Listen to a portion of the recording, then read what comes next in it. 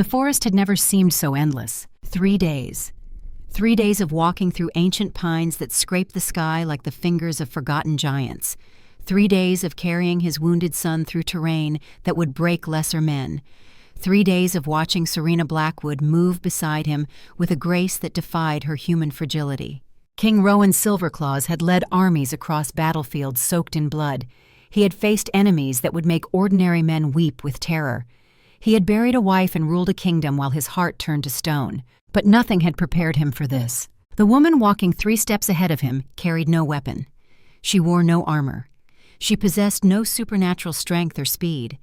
Yet she navigated the treacherous forest floor with an instinct that even his most seasoned scouts would envy. Every few minutes, she would pause and turn back to check on Kieran, her amber eyes softening with a tenderness that made something ancient stir in Rowan's chest. His son had not spoken since they fled the cabin. The boy clung to consciousness like a drowning man gripping driftwood, his small body burning with fever despite the cooling herbs Serena pressed against his wounds every few hours. The black veins that had first appeared around the shadow wolf's bite mark were spreading, slowly, inexorably, like poison seeping through clean water. Rowan had seen many wounds in his 35 years of life. He had seen warriors torn apart by claws and fangs. He had seen plague sweep through villages and leave nothing but empty cradles and unmarked graves. He had never seen anything like this. The sun was setting on the 3rd day when Serena stopped at the mouth of a cave carved into a hillside. She stood perfectly still for a long moment, her head tilted as if listening to voices only she could hear. "This place," she said quietly. "I know this place." Rowan stepped closer, adjusting Kieran's weight in his arms. The cave entrance was partially hidden by overgrown vines, but he could see ancient symbols carved into the stone on either side, symbols he recognized. "The meeting place," he said, his voice rough with exhaustion, and something else, something that felt dangerously close to hope. This was where keepers and our kind would gather in the old times, before the war. Serena reached out and traced one of the symbols with her fingertip. The moment her skin made contact with the stone, a faint silver glow pulsed through the carvings. She gasped and pulled her hand back, staring at her fingers as if they belonged to a stranger. "How did I know to come here?" she whispered. "I have never traveled this far into the forest. I should not know this path." Rowan watched the glow fade from the ancient symbols. In another life, he might have offered her reassurance.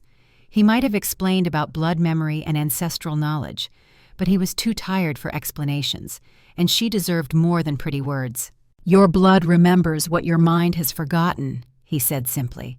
"The keepers who came before you walked this path 1,000 times. Some part of that lives in you still." They entered the cave together. The interior was larger than the entrance suggested, opening into a natural chamber with walls smoothed by centuries of use. A fire pit sat in the center, surrounded by flat stones that had clearly served as seats for countless gatherings.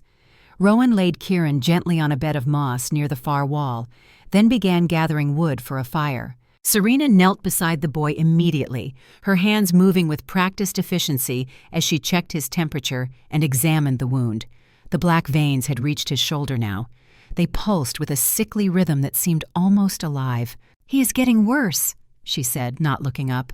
It was not a question. Rowan struck flint against steel, watching sparks catch on the dry kindling. "How long does he have?" The question hung in the air between them like a blade waiting to fall. Serena was silent for a long moment. When she finally spoke, her voice was steady, but her hands trembled. "I do not know. Days, perhaps a week." She finally met his eyes, and Rowan saw fear there. Not fear for herself, fear for his son. "I have never seen a curse like this. It is not just corrupting his body, it is reaching for something deeper. His soul, perhaps." The fire caught, casting dancing shadows across the cave walls. Rowan fed it carefully until the flames grew strong enough to push back the encroaching darkness. Then he sat on one of the ancient stones, his massive frame suddenly seeming smaller, more human. Her name was Elaine. Serena looked up, surprised by the sudden shift in conversation. Rowan was staring into the fire, his silver eyes reflecting the flames. "My wife," he continued. "Kieran's mother. She died 8 years ago, when he was born." His jaw tightened. "I was not there when it happened. I was fighting at the border, defending our kingdom against a threat that now seems so meaningless. By the time I received word and returned home, she had been cold for 3 days. The cave fell silent, except for the crackle of the fire and Kieran's labored breathing. Serena did not speak. She simply listened, her amber eyes fixed on the king who had suddenly become just a man. "I never told her I loved her." Rowan's voice cracked, just slightly. "I showed her, or I thought I did, but I never said the words. I was afraid that speaking them aloud would make me weak, that my enemies would use her against me." A bitter laugh escaped his lips. "And in the end, she died alone while I was miles away, playing at war." "You could not have known." "No." Rowan finally looked at her. "But I should have been there. A warrior's duty is to protect those he loves. I failed her in the most fundamental way possible." Serena moved closer, settling onto the stone beside him. She did not touch him. She simply sat near enough that he could feel her warmth. "I have spent my entire life alone," she said quietly. 28 years of waking up in an empty cabin, eating meals with no one to share them, going to sleep knowing that no one would notice if I never woke up. She paused. "I used to think that isolation was protection, that if I kept everyone at a distance, I could never be hurt by losing them." Rowan turned to face her fully. In the firelight, she looked almost ethereal. Her copper hair glowed like molten metal, and her skin seemed to radiate a soft luminescence that had nothing to do with the flames. "And now?" he asked. "Now I have held your son in my arms for 3 days. I have watched him fight for his life with a courage that humbles me. I have seen the way he reaches for me even in his sleep, trusting me to keep him safe." Her voice wavered.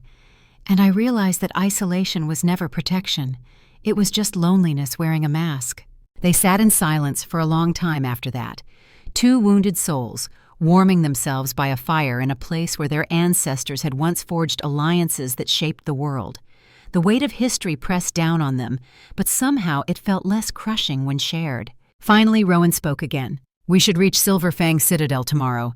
My people will be watching for our return." He hesitated. "They will not welcome you easily. Humans have not set foot in our kingdom for 25 years. Many still carry wounds from the war." "I understand." "Do you?" He turned to face her fully. "They will challenge you, mock you. Some may even try to harm you, and I cannot always be there to protect you." Serena met his gaze without flinching. "I survived 28 years of being called witch and demon by the people of Oakenridge. I survived hunters who wanted to burn me for crimes I never committed. I survived the death of everyone who ever loved me." She lifted her chin. "I did not survive all of that just to be broken by whispers and dirty looks." Something shifted in Rowan's eyes. Respect, perhaps, or recognition. He had seen that same steel in warriors who had fought beside him for decades. "Get some rest," he said finally. "I will keep watch." Serena nodded and moved to lie down near Kieran. Within moments, her breathing had slowed into the rhythm of sleep, but Rowan noticed that even unconscious, her hand found its way to the boy's forehead, monitoring his temperature through the night. He watched them for the long time, the human woman and his son, the healer and the prince, 2 lives that had become inexplicably intertwined with his own. For 8 years, Rowan had believed his heart was beyond saving. He had locked away his capacity for love and thrown the key into the deepest ocean of his grief. He had become a king of stone, ruling with justice, but never with warmth. Now, watching Serena's gentle care for his dying child, he felt the first cracks forming in that stone exterior, and he was not sure whether to be grateful or terrified. The journey resumed at dawn. Kieran had slept fitfully through the night, crying out occasionally from nightmares he could not escape. Each time, Serena had been there, soothing him with soft words and gentle hands until the terror passed. Rowan had watched it all, keeping his silent vigil, memorizing every detail. The forest began to change as they traveled deeper into wolf territory. The trees grew larger and more ancient, their trunks wider than houses, their branches so thick overhead that they blocked out most of the sky. Strange flowers bloomed in the permanent twilight beneath the canopy, their petals shifting colors as Serena passed. The very air felt different here, thicker, charged with an energy that made the hairs on her arms stand up.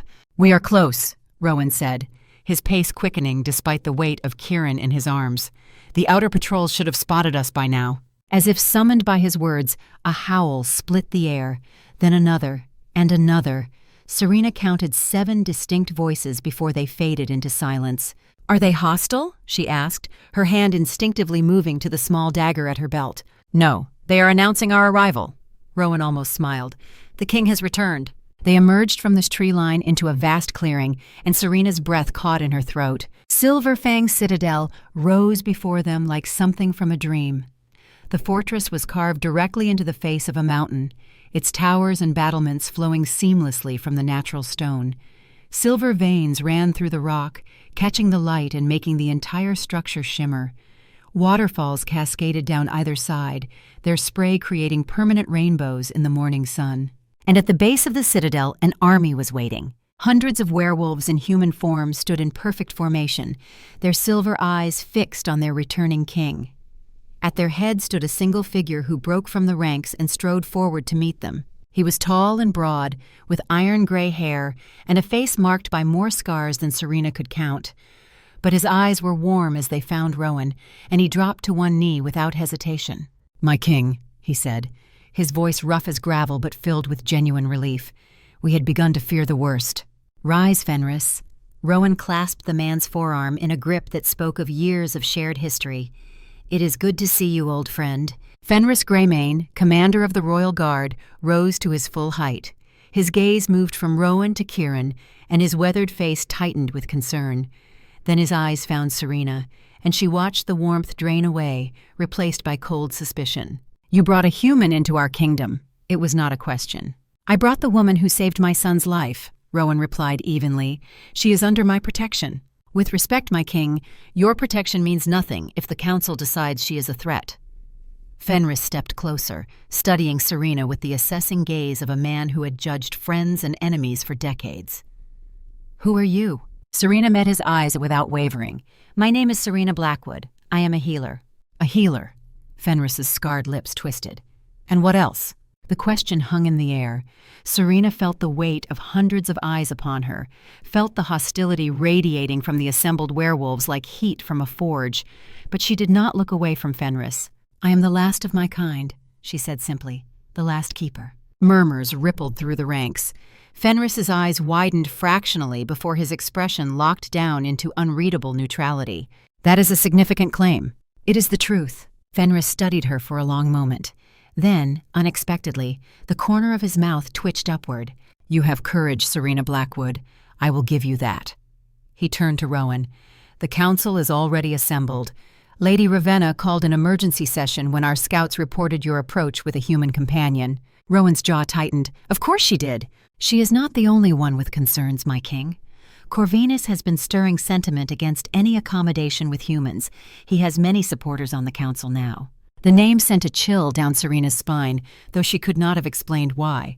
She filed it away for later examination as they began the long walk toward the citadel gates. The interior of Silverfang Citadel was even more impressive than its exterior. Corridors carved from living rock wound through the mountain like veins, lit by crystals embedded in the walls that glowed with soft silver light. Tapestries depicting ancient battles and legendary heroes hung at intervals, their colors still vibrant despite obvious age. Werewolves in various states of dress watched their procession with expressions ranging from curiosity to outright hostility. Serena kept her spine straight and her eyes forward, acutely aware that showing weakness here would be catastrophic. They were met at the entrance to the healing wing by a female werewolf with sharp features and silver-streaked black hair. She took one look at Kieran and immediately began issuing orders to the healers who trailed in her wake. "The prince needs immediate attention. Prepare the lunar chamber and gather the purification herbs. And someone fetch Elder Theron." She turned to Rowan. "My king, we will do everything in our power." "I know you will, Healer Mira." Rowan gently transferred Kieran to a waiting stretcher. "This woman will accompany my son. Her skills are exceptional." Mira's eyes flicked to Serena with thinly veiled hostility. "A human? In our healing chambers?" "That was not a request." The authority in Rowan's voice brooked no argument. Mira pressed her lips into a thin line but nodded curtly, gesturing for Serena to follow. The healing chambers were vast and filled with equipment both familiar and foreign. Crystal formations jutted from the walls at precise angles, catching and focusing moonlight that somehow penetrated the mountain itself. Herbs hung from the ceiling in carefully organized bundles, and the air smelled of honey and something sharp that Serena could not identify. Kieran was placed on the stone platform in the center of the largest chamber. The platform was carved with intricate symbols that began to glow faintly as the boy's body made contact. Serena moved to his side immediately, checking his pulse and temperature while the werewolf healers watched with undisguised skepticism. "The black veins are spreading faster," she said, pulling back Kieran's shirt to reveal the wound. Gasps echoed through the chamber. The corruption had reached his chest now, the dark tendrils pulsing in rhythm with his heartbeat. He is burning through his strength trying to fight it. "What manner of curse is this?" Mira moved closer, her hostility momentarily forgotten in the face of professional curiosity. "I have never seen anything like it." Serena shook her head. "Neither have I, but I have read about something similar in my mother's journals. She called it the curse of the void." The temperature in the room seemed to drop several degrees. Mira stepped back, her face pale. "That is impossible. The void curses were sealed away centuries ago. Clearly they were not sealed as thoroughly as your people believed." Before Mira could respond, the doors burst open and Rowan strode in, followed by Fenris and an elderly werewolf with a long white beard and kind eyes. This, Serena realized, must be Elder Theron. Behind them came others, council members, she assumed, based on their bearing and the quality of their clothing. And at the rear of the group walked a man who made Serena's blood run cold. He was handsome in a sharp, angular way, with dark hair swept back from a widow's peak and eyes the color of frozen steel. His smile was perfectly pleasant, perfectly warm, and perfectly false. Serena had met predators before. She knew what they looked like when they smiled. "Brother," Corvinus said smoothly, approaching Rowan with arms spread wide, "thank the moon you have returned safely." Rowan accepted the embrace stiffly. "Corvinus, I did not expect to see you here. Where else would I be? My nephew lies wounded and my brother returns from a harrowing ordeal. Family must stand together in times of crisis." Corvinus's cold eyes found Serena, and his smile widened. "And who is this lovely creature?" "Serena Blackwood, a healer who saved Kieran's life." "A human healer? How unusual." Corvinus circled Serena slowly, like a shark testing potential prey. "Tell me, Miss Blackwood, what brings a human so deep into our territory?" "Compassion," Serena replied evenly. "I found an injured child and did what any decent person would do. I helped him." "Compassion, yes, such a noble virtue." Corvinus stopped in front of her, close enough that she could smell his cologne, something expensive and cloying. "But compassion alone does not explain how you managed to keep a werewolf prince alive for 3 days in the wilderness. That requires skill and knowledge that humans should not possess. My mother was a healer before me. She taught me everything she knew." "And who taught her, I wonder?" Corvinus's smile never wavered, but his eyes grew harder. "The Blackwood name is not unknown to us, Miss Blackwood. Your family has a history with our kind, a complicated history." "Enough!" Rowan's voice cut through the chamber like a blade. "Serena Blackwood is under my protection. She will be treated with respect." "Of course, brother. I meant no offense." Corvinus stepped back, spreading his hands in a gesture of innocence. "I merely wish to ensure the safety of our kingdom. Surely you understand that." The tension in the room was thick enough to choke on. Serena watched the subtle interplay between the two brothers, the barely concealed hostility beneath Corvinus's pleasant facade, the weary wariness in Rowan's stance. These were not men who trusted each other. These were men who had learned to tolerate each other's existence through years of careful negotiation. And somewhere in that history lay dangers that Serena could not yet see. Elder Theron broke the standoff by moving to Kieran's side and laying a gnarled hand on the boy's forehead. His kind eyes grew troubled as he examined the spreading corruption. "The woman speaks true," he said quietly. "This is the curse of the void. I thought such darkness had been eliminated from our world, but it appears I was wrong." "What does this mean?" Rowan asked, his voice tight with barely controlled fear. Theron was silent for a long moment. When he spoke, each word seemed to cost him. "The curse of the void does not merely corrupt the body. It transforms the victim into a gateway, a doorway between our world and the realm where the soul hunters dwell." He turned to face Rowan fully. "If this curse completes its work before the blood moon, young Kieran will become a living gate, and through him, thousands of soul hunters will pour into our world. The chamber erupted into chaos. Council members shouted over each other, demanding answers, assigning blame, arguing about protocol. Through it all, Serena remained at Kieran's side, one hand resting gently on his burning forehead. She watched Corvinus carefully during the commotion. The man stood apart from the shouting council members, his expression one of appropriate concern. But his eyes held something different, something that looked almost like satisfaction. "How long?" Rowan's voice cut through the noise, silencing the chamber once again. "How long until the curse completes?" Theron shook his head. 9 days, perhaps. The blood moon rises in 9 days. If we cannot purify the boy before then we purify him. Rowan turned to Serena. "You said you have keeper blood. The keepers were the ones who originally sealed away the void. Can you break this curse?" Every eye in the chamber turned to Serena. She felt the weight of their expectations, their hopes, their fears. She felt Kieran's small hand weakly grip her fingers. She felt the truth rising in her throat, demanding to be spoken. "I do not know," she admitted. "My powers have never been tested against something like this.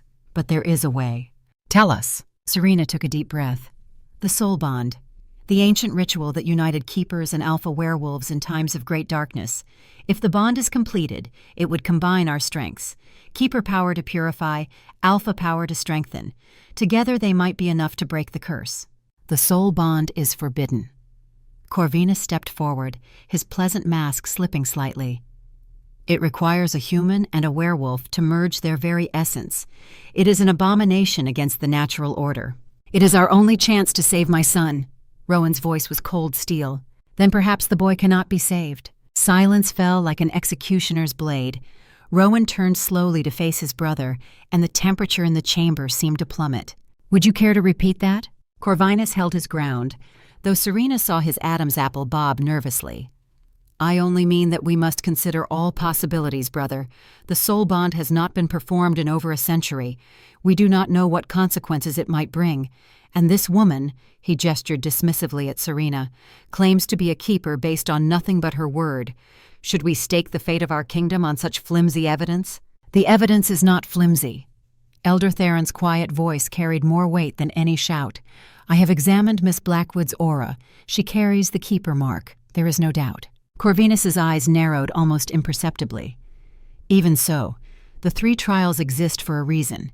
If she truly is a keeper, let her prove it through the proper channels. The trial of blood, the trial of spirit, the trial of bonding.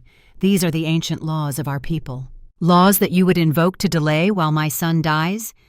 Rowan stepped closer to his brother, and Serena could see the wolf barely contained beneath his human skin. "Choose your next words very carefully, Corvinus." For a long moment, the 2 brothers stood nearly nose to nose.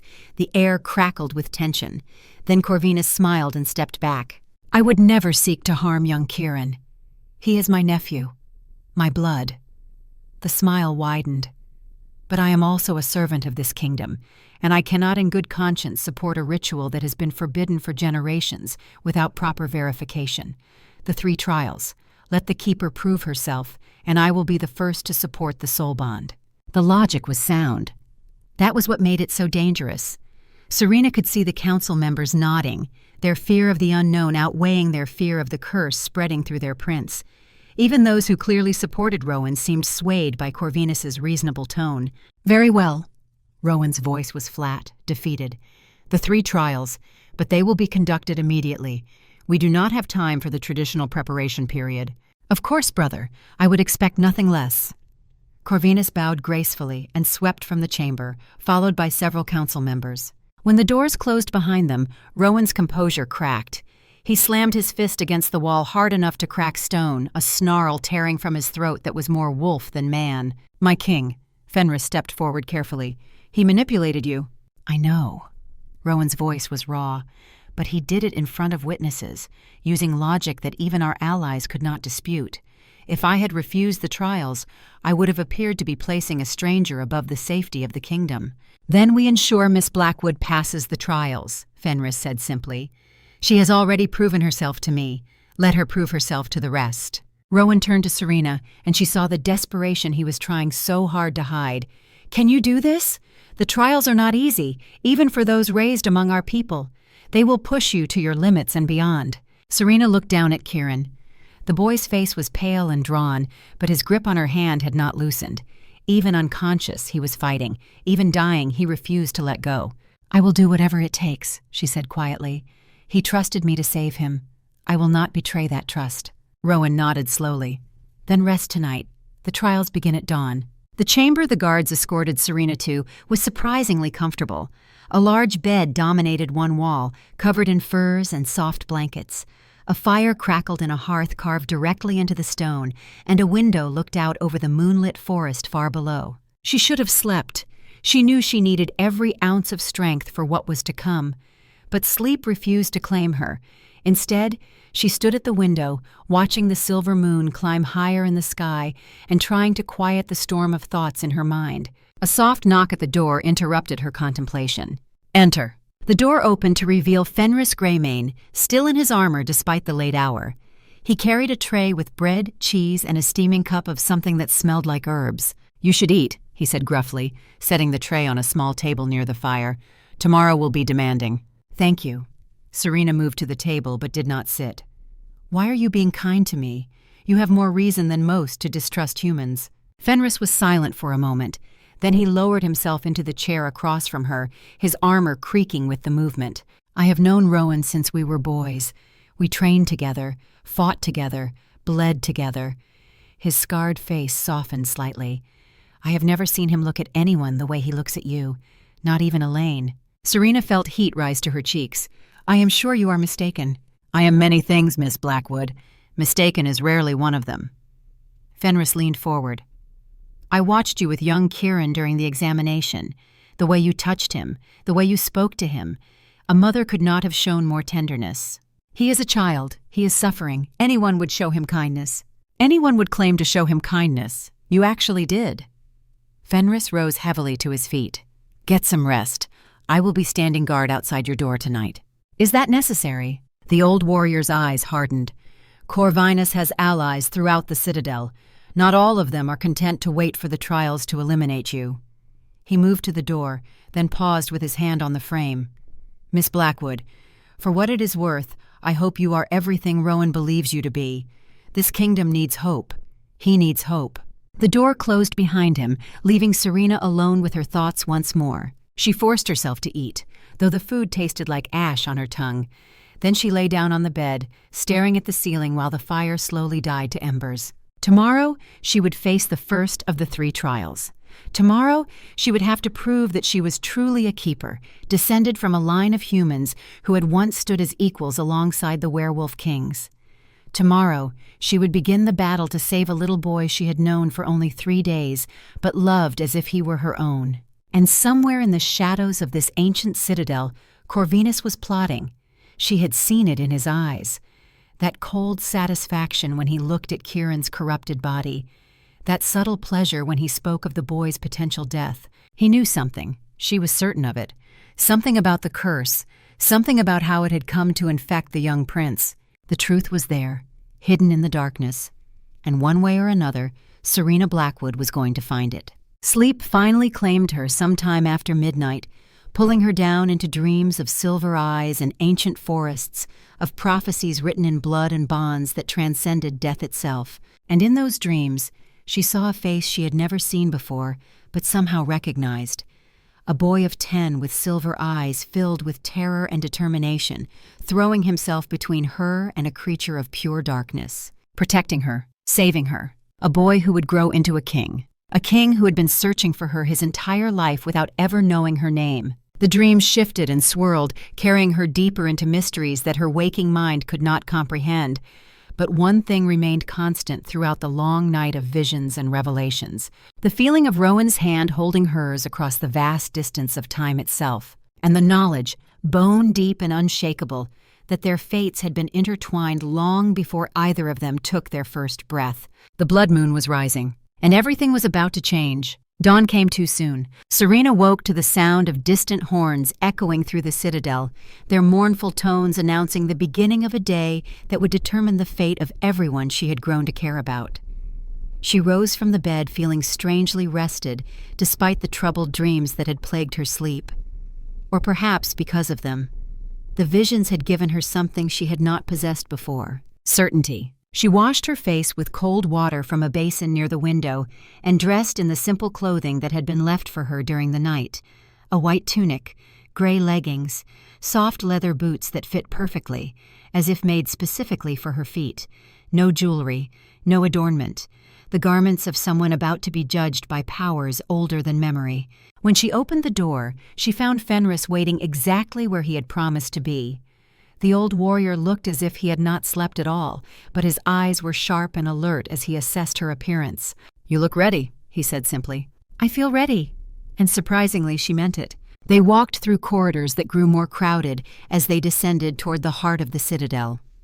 Werewolves of all ages lined the walls, watching Serena pass with expressions that ranged from open hostility to cautious curiosity. She kept her spine straight and her eyes forward, refusing to give them the satisfaction of seeing her fear. Because she was afraid, terrified, in fact. But fear had been her companion for 28 years. She knew how to carry it without letting it control her. The trial chamber was located at the very base of the citadel, carved into the living rock of the mountain itself. The ceiling soared hundreds of feet above, lost in shadows that even the countless torches could not penetrate. At the center of the vast space stood a raised platform of white stone, surrounded by tiered seating that climbed the walls like the interior of some massive amphitheater. Every seat was occupied. Serena had known that the trials would be witnessed, but she had not anticipated this. Thousands of werewolves watched her entrance in complete silence, their silver eyes reflecting the torchlight like a constellation of earthbound stars. The weight of their attention pressed down on her like a physical force. "Courage," Fenris murmured beside her. "They can smell fear." "Then they must be getting quite a show," Serena replied quietly. The ghost of a smile crossed the old warrior's scarred face. "Perhaps, but they can also smell determination, and yours is stronger than any fear." They reached the base of the platform, where Rowan waited with Elder Theron and several other figures Serena did not recognize. The king's face was carefully neutral, but his eyes found hers and held them for a long moment. In that gaze, she read everything he could not say aloud: trust, hope, and something deeper that neither of them was ready to name. Serena Blackwood. Elder Theron's voice carried effortlessly through the vast chamber, silencing the few whispered conversations that had begun to emerge. "You stand before the assembly of the Silver Fang Pack to be tested. Do you understand the nature of these trials?"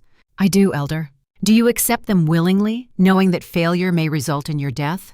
The question hung in the air. Serena felt thousands of eyes boring into her, waiting for her to falter, to show weakness, to prove that she was unworthy of the legacy she claimed. "I accept them willingly," she said, and her voice did not waver. "Then let the trial of blood begin." The platform beneath her feet began to glow with silver light. Ancient symbols carved into the stone flared to life, their patterns forming a complex web that surrounded her completely. At the center of the platform, a pedestal rose from the floor, bearing a crystal so pure it seemed to be made of captured moonlight. "This is the Moonstone," Theron continued. "Upon its surface is written the prophecy of binding, penned by the first keeper over 2,000 years ago. Only those of true keeper blood can perceive its words. Read what is written there, Serena Blackwood. Prove that you are who you claim to be." Serena approached the Moonstone on legs that felt suddenly unsteady. The crystal pulsed with inner light as she drew near, responding to her presence in a way that sent shivers down her spine. She reached out with trembling fingers and touched its surface. The world disappeared. She was no longer standing in the trial chamber. She was floating in a void of silver light, surrounded by voices that whispered in languages she had never heard but somehow understood. Images flashed before her eyes. Keepers of ages past, standing alongside alpha werewolves against armies of darkness. Blood spilled in sacrifice. Bonds forged that transcended the boundaries between species. And then, emerging from the chaos of visions, words began to form. Ancient words, sacred words, words that burned themselves into her mind with the force of divine command. "When the blood moon rises over the mountain of silver," Serena heard herself saying, her voice strange and resonant in the vast chamber, "the last keeper shall return to fulfill the covenant of old. Born of sacrifice, tested by fire, bound by love that conquers death itself. She shall stand where her ancestors stood, not as servant or subordinate, but as equal to the Alpha King. And in their union the darkness shall find no purchase. The void shall remain sealed, and the children of the moon shall know peace for 1,000 generations. The moonstone's glow intensified until it was almost blinding. Serena felt power coursing through her veins, ancient and terrifying and beautiful beyond description. For one endless moment, she was connected to every keeper who had ever lived, their memories and knowledge flowing into her like rivers joining an ocean. Then it was over. The light faded. The visions ceased. And Serena stood before the assembly, gasping for breath, while thousands of werewolves stared at her in stunned silence. Elder Theron was the first to speak. His voice, when it came, was barely above a whisper. That was the complete prophecy, the unabridged version that has not been spoken aloud in over 500 years. He turned to face the assembly, his kind eyes shining with tears. No human without keeper blood could have perceived those words. No fraud or pretender could have spoken them. The silence stretched for another heartbeat. Then, from somewhere in the tiered seating, a single voice began to chant. Another joined it. Then another. Within moments, the entire chamber resonated with the sound of thousands of voices raised in an ancient hymn of recognition. They were acknowledging her. Serena looked to Rowan and found him watching her with an expression that made her heart skip. Pride, relief, and something in his eyes that looked almost like wonder. She had passed the first trial, but as the chanting continued and the assembly rose to their feet in recognition of her keeper blood, Serena's gaze found another face in the crowd. Corvinus stood apart from the celebration, his handsome features twisted into a mask of barely concealed rage. For one brief moment, their eyes met, and in that moment, all pretense of civility vanished. He hated her, not just opposed her, not just distrusted her, hated her with a passion that went far beyond politics or paranoia, and she understood with sudden terrible clarity that he would do anything to prevent her from completing the remaining trials. Anything at all. The first battle was won, but the war was only beginning. In the healing chambers far above, young Kieran Silverclaws cried out in his sleep as the black veins spread another inch across his chest. The curse was growing stronger. The celebration did not last long. Within hours of passing the trial of blood, Serena found herself escorted to a small chamber deep within the citadel where Elder Theron waited with ancient texts spread across a stone table. The old werewolf's kind eyes held a gravity that made her stomach tighten with anticipation. "You read the complete prophecy," Theron said without preamble.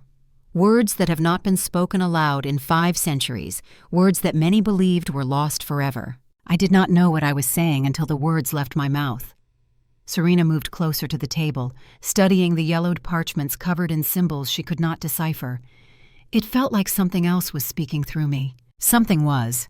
Theron traced a gnarled finger across one of the texts. "The blood memory of your ancestors, the collected knowledge of every keeper who came before you." He looked up at her with an expression that mingled wonder and concern. "You are more powerful than you realize, Serena Blackwood, more powerful than any keeper in living memory." Then why do I feel so helpless? The question escaped before she could stop it. A child is dying upstairs, a child I have grown to love, and despite all this supposed power, I cannot save him without jumping through political hoops designed by men who want me to fail. Theron was silent for a long moment. When he spoke again, his voice was softer. "The 3 trials exist for a reason, child. They are not merely tests of ability. They are tests of character, of resolve, of the willingness to sacrifice everything for those you are sworn to protect." He paused. "The soul bond is not simply a merging of powers. It is a merging of souls, 2 becoming 1 while remaining 2. It requires absolute trust, absolute vulnerability, absolute love." "Love?" Serena felt heat rise to her cheeks. "I barely know King Rowan." "Do you?"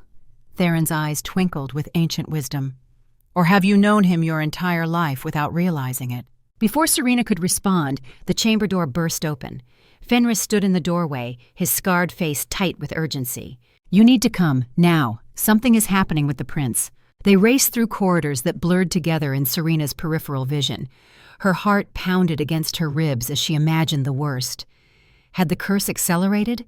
Had Kieran succumbed while she was wasting time discussing prophecies and politics? The healing chamber was in chaos when they arrived. Werewolf healers surrounded Kieran's platform, their hands glowing with silver light as they attempted to contain something that Serena could not immediately see. Rowan stood at the edge of the group, his massive frame rigid with barely controlled terror. What happened? Serena pushed through the crowd until she reached the platform. The sight that greeted her stopped her cold. The black veins had spread dramatically since she had last seen Kieran. They now covered most of his chest and had begun creeping up his neck toward his face. But that was not what had caused the commotion. The veins were moving, pulsing, and with each pulse, shadowy tendrils emerged from the boy's skin, reaching toward the healers like hungry fingers. "It is feeding," Mira said, her voice strained with effort as she maintained her silver barrier. "The curse is drawing energy from anyone who touches him. We cannot get close enough to treat him." Serena did not hesitate. She strode forward and placed her hands directly on Kieran's burning forehead. "What are you doing?" Mira shouted. "You will be consumed!" But the shadowy tendrils did not attack Serena. They recoiled from her touch as if burned, retreating back beneath Kieran's skin with an almost audible hiss. The pulsing slowed. The spreading stopped. And for the first time in hours, Kieran's labored breathing eased into something approaching normal sleep. Silence descended on the chamber. "How did you do that?" Rowan's voice was hoarse as he moved to stand beside her. "The curse should have attacked you like it attacked the others." "I do not know." Serena kept her hands on Kieran's forehead, afraid that removing them would allow the curse to resume its assault. "It recognized something in me, something it fears." "The Keeper blood," Theron said from the doorway. "The curse was created to destroy werewolves. It was never designed to combat Keeper power." He moved closer, studying the now dormant black veins with professional interest. "This confirms what I suspected. The curse can be broken, but only by a Keeper who has completed the soul bond with an Alpha. Then we complete the bond now." Rowan turned to face the assembled healers and council members who had gathered during the commotion. "Forget the remaining trials. My son's life is more important than protocol. The trials cannot be abandoned once begun." Corvinus stepped through the crowd, his handsome face arranged in an expression of sympathetic regret. "Ancient law is clear on this matter. A Keeper who fails to complete the trials is deemed unworthy, and an unworthy Keeper cannot perform the soul bond." He spread his hands in a gesture of helplessness. "I wish it were otherwise, brother. Truly I do." Rowan's hands clenched into fists. "You speak of ancient law while my son lies dying?" "I speak of the laws that have protected our people for millennia." Corvinus's voice remained calm and reasonable. "Laws that ensure the soul bond is only performed between those truly destined for it. Would you risk Kieran's soul by allowing an unproven human to merge with yours?" He shook his head sadly. "The remaining trials will confirm Miss Blackwood's worthiness. Once they are complete, I will personally support the bond." The logic was infuriating precisely because it was sound. Serena watched Rowan struggle with the same realization, watched the fury in his eyes war with the knowledge that challenging Corvinus openly would only make things worse. "How long?" she asked quietly. "How long do we have before the curse becomes irreversible?" Theron examined Kieran's veins with careful attention. 7 days. Perhaps 8 if we can keep him stable. The blood moon rises in 8 days. If the curse completes its work before then..." He did not need to finish the sentence. "Then I complete the remaining trials in 7 days." Serena met Corvinus's cold eyes without flinching. "The trial of spirit, the trial of bonding, I will pass them both." Such confidence. Corvinus smiled that perfect empty smile. "I admire your determination, Miss Blackwood. I truly do." He turned and swept from the chamber, his dark robes billowing behind him like wings. Rowan waited until his brother was gone before speaking. "You should not have made that promise. The trial of spirit has broken warriors twice your size, and the trial of bonding..." He shook his head. "No one has attempted it in over a century." "Then I will be the first in a century to succeed." Serena looked down at Kieran's peaceful face. "He trusted me to save him. I will not betray that trust." Something shifted in Rowan's expression. The desperation was still there, but it was joined by something else, something that looked almost like admiration. "Get some rest," he said finally. "The trial of spirit begins at sunset." The hours between noon and sunset passed in a blur of preparation. Elder Theron explained what she would face in the trial of spirit. She would enter a trance state and journey into the depths of her own consciousness. There, she would confront whatever truths lay buried in her past. Many who attempt this trial emerge changed, Theron warned. Some never emerge at all. What will I be looking for? That is not for me to say. The trial will show you what you need to see. Your task is simply to survive the seeing. Sunset painted the sky in shades of blood and gold as Serena was led to a chamber deep beneath the citadel. Unlike the trial chamber where she had faced the moonstone, this room was small and intimate. A single stone platform sat at its center, surrounded by braziers that filled the air with sweet, heavy smoke. The walls were covered in mirrors that reflected her image into infinity. Rowan was waiting beside the platform. "I should not be here," he said quietly. "The trial of spirit is meant to be faced alone. But I could not—" He paused, struggling with words that did not come easily to a man who had spent 8 years building walls around his heart. "I needed to see you before you went under."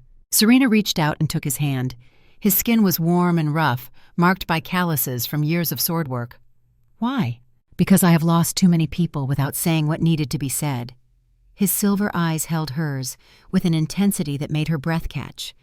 "Whatever you find in there, whatever truths you uncover, know that you are not alone. Not anymore." She squeezed his hand once, then released it and climbed onto the platform. The smoke was already making her head swim, pulling at her consciousness with gentle but insistent fingers. "Rowan." His name felt right on her lips, natural, as if she had been saying it her entire life. "If I do not come back, you will come back." His voice held absolute certainty.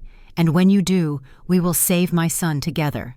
The smoke grew thicker, the mirrors began to swirl, and Serena Blackwood fell into darkness. She was 3 years old. The memory surfaced with crystal clarity, as if it had happened yesterday rather than 25 years ago.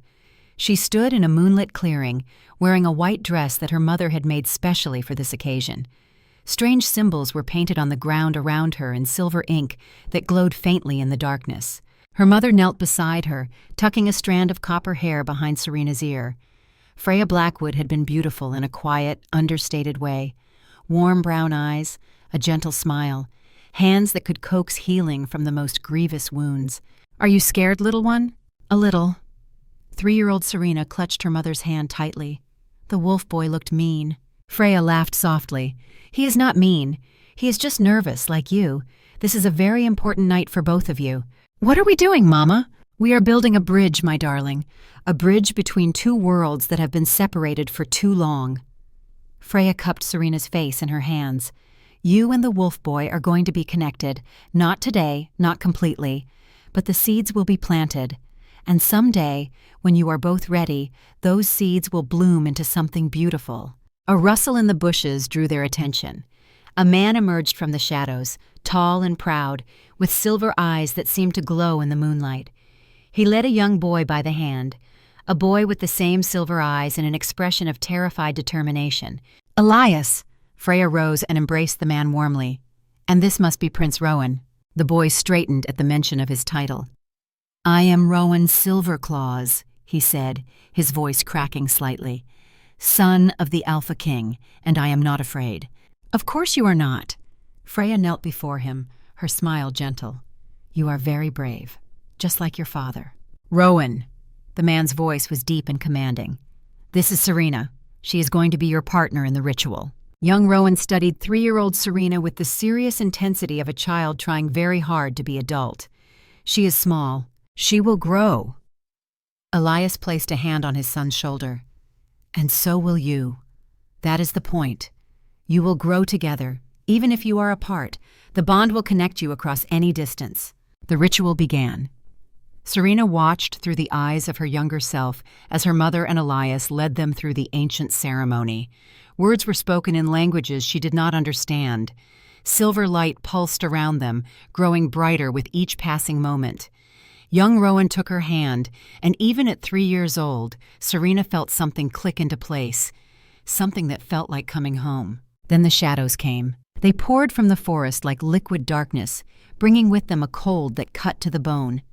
Screams erupted from the edges of the clearing where guards had been posted. Freya grabbed Serena and pulled her close, while Elias transformed in a blur of motion, his human form giving way to a massive silver wolf. "Run!" Freya screamed. "Take the children and run!" But there was nowhere to run. The shadows surrounded them on all sides, and at their center stood a figure that made Serena's blood freeze even in memory. Tall and gaunt, with skin like paper stretched over bone and eyes that burned with unholy hunger. A soul hunter. "The bond has begun," the creature hissed, its voice like nails on glass. "I can taste it. So pure, so powerful." It reached toward Serena with fingers that ended in cruel talons. "Give me the child." "Never!" Freya's voice rang with defiance. Light exploded from her hands, driving the soul hunter back. But it was not enough. It could never be enough. The battle that followed was brief and brutal. Elias fought like a demon possessed, his silver wolf form tearing through shadows. But for every shadow he destroyed, 2 more took its place. It was young Rowan who saved her. The boy, only 10 years old, threw himself between Serena and a shadow that had broken through the defensive line. He had no weapons, no training for this kind of combat. He simply stood there, a child protecting another child, and screamed defiance at the darkness. The shadow struck him. Blood bloomed across his chest, but the distraction gave Elias the opening he needed. The alpha wolf lunged at the soul hunter, driving it back into the portal it had emerged from. The shadows faltered, retreated. But the cost was terrible. Freya lay still on the ground, her light extinguished. Elias stood over the body of his mate, howling grief into the uncaring sky.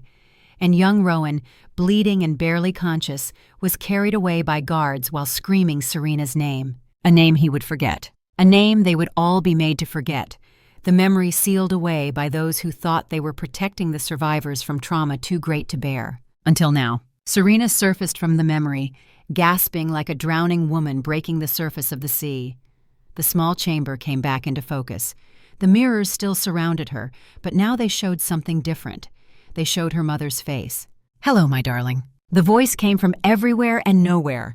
Serena spun on the platform, searching for the source. "Mama? I have been waiting for you." Freya's reflection smiled from a dozen mirrors. "Waiting for you to remember. Waiting for you to understand. You died." Tears streamed down Serena's cheeks. "You died protecting me. I died fulfilling my purpose, just as you will fulfill yours." The reflections stepped forward, impossibly emerging from the mirrors to stand before her, not as a ghost or apparition, but as a presence made of light and memory and love. The soul bond was interrupted that night, but it was not destroyed. The seed we planted still lives within you, within Rowan. It has been growing for 25 years, waiting for this moment. "The emptiness," Serena whispered. "The feeling that something was missing my entire life. That was the incomplete bond." "Yes, you and Rowan have been searching for each other since that night without knowing what you sought. 2 halves of a whole, separated by tragedy and memory magic." Freya's light form reached out and touched Serena's cheek. The sensation was warm and real and achingly familiar. "The creature that led the attack that night did not act alone. Someone betrayed us. Someone revealed the location of the ritual to the soul hunters." "Who?" Freya's expression grew sad. "That is something you must discover for yourself. The traitor walks in shadows while wearing the face of family." "Corvinus!" The name escaped Serena's lips like a curse. "The proof lies in the depths of this citadel, in a place where mirrors hold more than reflections. Find it, and you will have the weapon you need." "Wait!" Serena reached for her mother's fading form. "Please, there is so much I want to ask you, so much I need to know." "You already know everything you need, my darling. You have always known." Freya's light form pressed a kiss to Serena's forehead. "I am so proud of you, and I love you. I have always loved you. Even death cannot change that." The light faded. The mirrors returned to showing only Serena's reflection, and she stood alone on the platform, tears streaming down her face, but with a fire burning in her heart that had not been there before. She knew the truth now, about her past, about Rowan, about the incomplete bond that had connected them for a quarter century, and she knew what she had to do. The trial of spirit was over, but the real test was just beginning. Serena emerged from the underground chamber to find Rowan waiting exactly where she had left him. Hours had passed. The torches had burned low, and shadows pooled in the corners of the corridor. But the Alpha King had not moved. "You were under for 6 hours." His voice was rough with exhaustion and worry. "I thought, I am fine." Serena climbed the last few steps and stood before him. "Better than fine. I know the truth now, Rowan. About us, about that night 25 years ago. His silver eyes widened. What night? The night we first met. The night our parents tried to complete the soul bond between us. She took his hands in hers. The night your father carried you away bleeding while you screamed my name. Rowan went absolutely still. His face drained of color, and his breathing became shallow and rapid. I cannot. You do not remember because they made you forget. They sealed the memories away to protect you from the trauma. Serena squeezed his hands. But I remember now. All of it. And I need you to remember too. She reached up and placed her palms against his temples. Light pulsed between them, silver and warm, as she pushed against the barriers in his mind. She felt them resist, felt the magic that had been woven to keep him blind. But she was a keeper, and this was what keepers did. They unlocked what had been sealed. They revealed what had been hidden. They healed what had been broken. Rowan gasped as the memories flooded back. 25 years of forgotten history crashing into his consciousness like a tidal wave. Serena held him steady as he processed it all. The ritual, the attack, the little girl with copper hair and amber eyes whom he had protected with his own body. I remember, he breathed. I remember everything. The clearing, the soul hunter, your mother's light. His eyes found hers, filled with wonder and pain in equal measure. I have been searching for you my entire life. Every time I felt that emptiness, that sense of something missing, it was you. It was always you. We were meant to find each other again. Serena felt tears threatening but held them back. We were meant to complete what was started. But someone betrayed us that night, Rowan. Someone told the soul hunters where to find the ritual. And I believe that same someone is trying to stop us again. Corvinus. Rowan's voice hardened into steel. He was there that night. A teenager, bitter about being passed over for the throne. He knew about the ritual. I cannot prove it yet, but my mother told me the proof exists somewhere in this citadel, in a place where mirrors hold more than reflections. Rowan's expression shifted as understanding dawned. The mirror chamber. It is a vault beneath the citadel where our ancestors stored memories too dangerous to be left in living minds. Corvinus would have access. He is part of the royal family. Then we need to search it. We cannot. Frustration colored Rowan's words. Only members of the inner royal family can enter. Myself, Corvinus, and, he paused, Lady Ravenna. Ravenna hates me. She fears you. There is a difference. Rowan began pacing, his mind clearly working through possibilities. Ravenna is many things, but she is not a traitor. If she knew Corvinus had betrayed our people to the soul hunters, she would never forgive him. Her own parents died in the war that followed that attack. Can you trust her with this? I do not know, but I may not have a choice.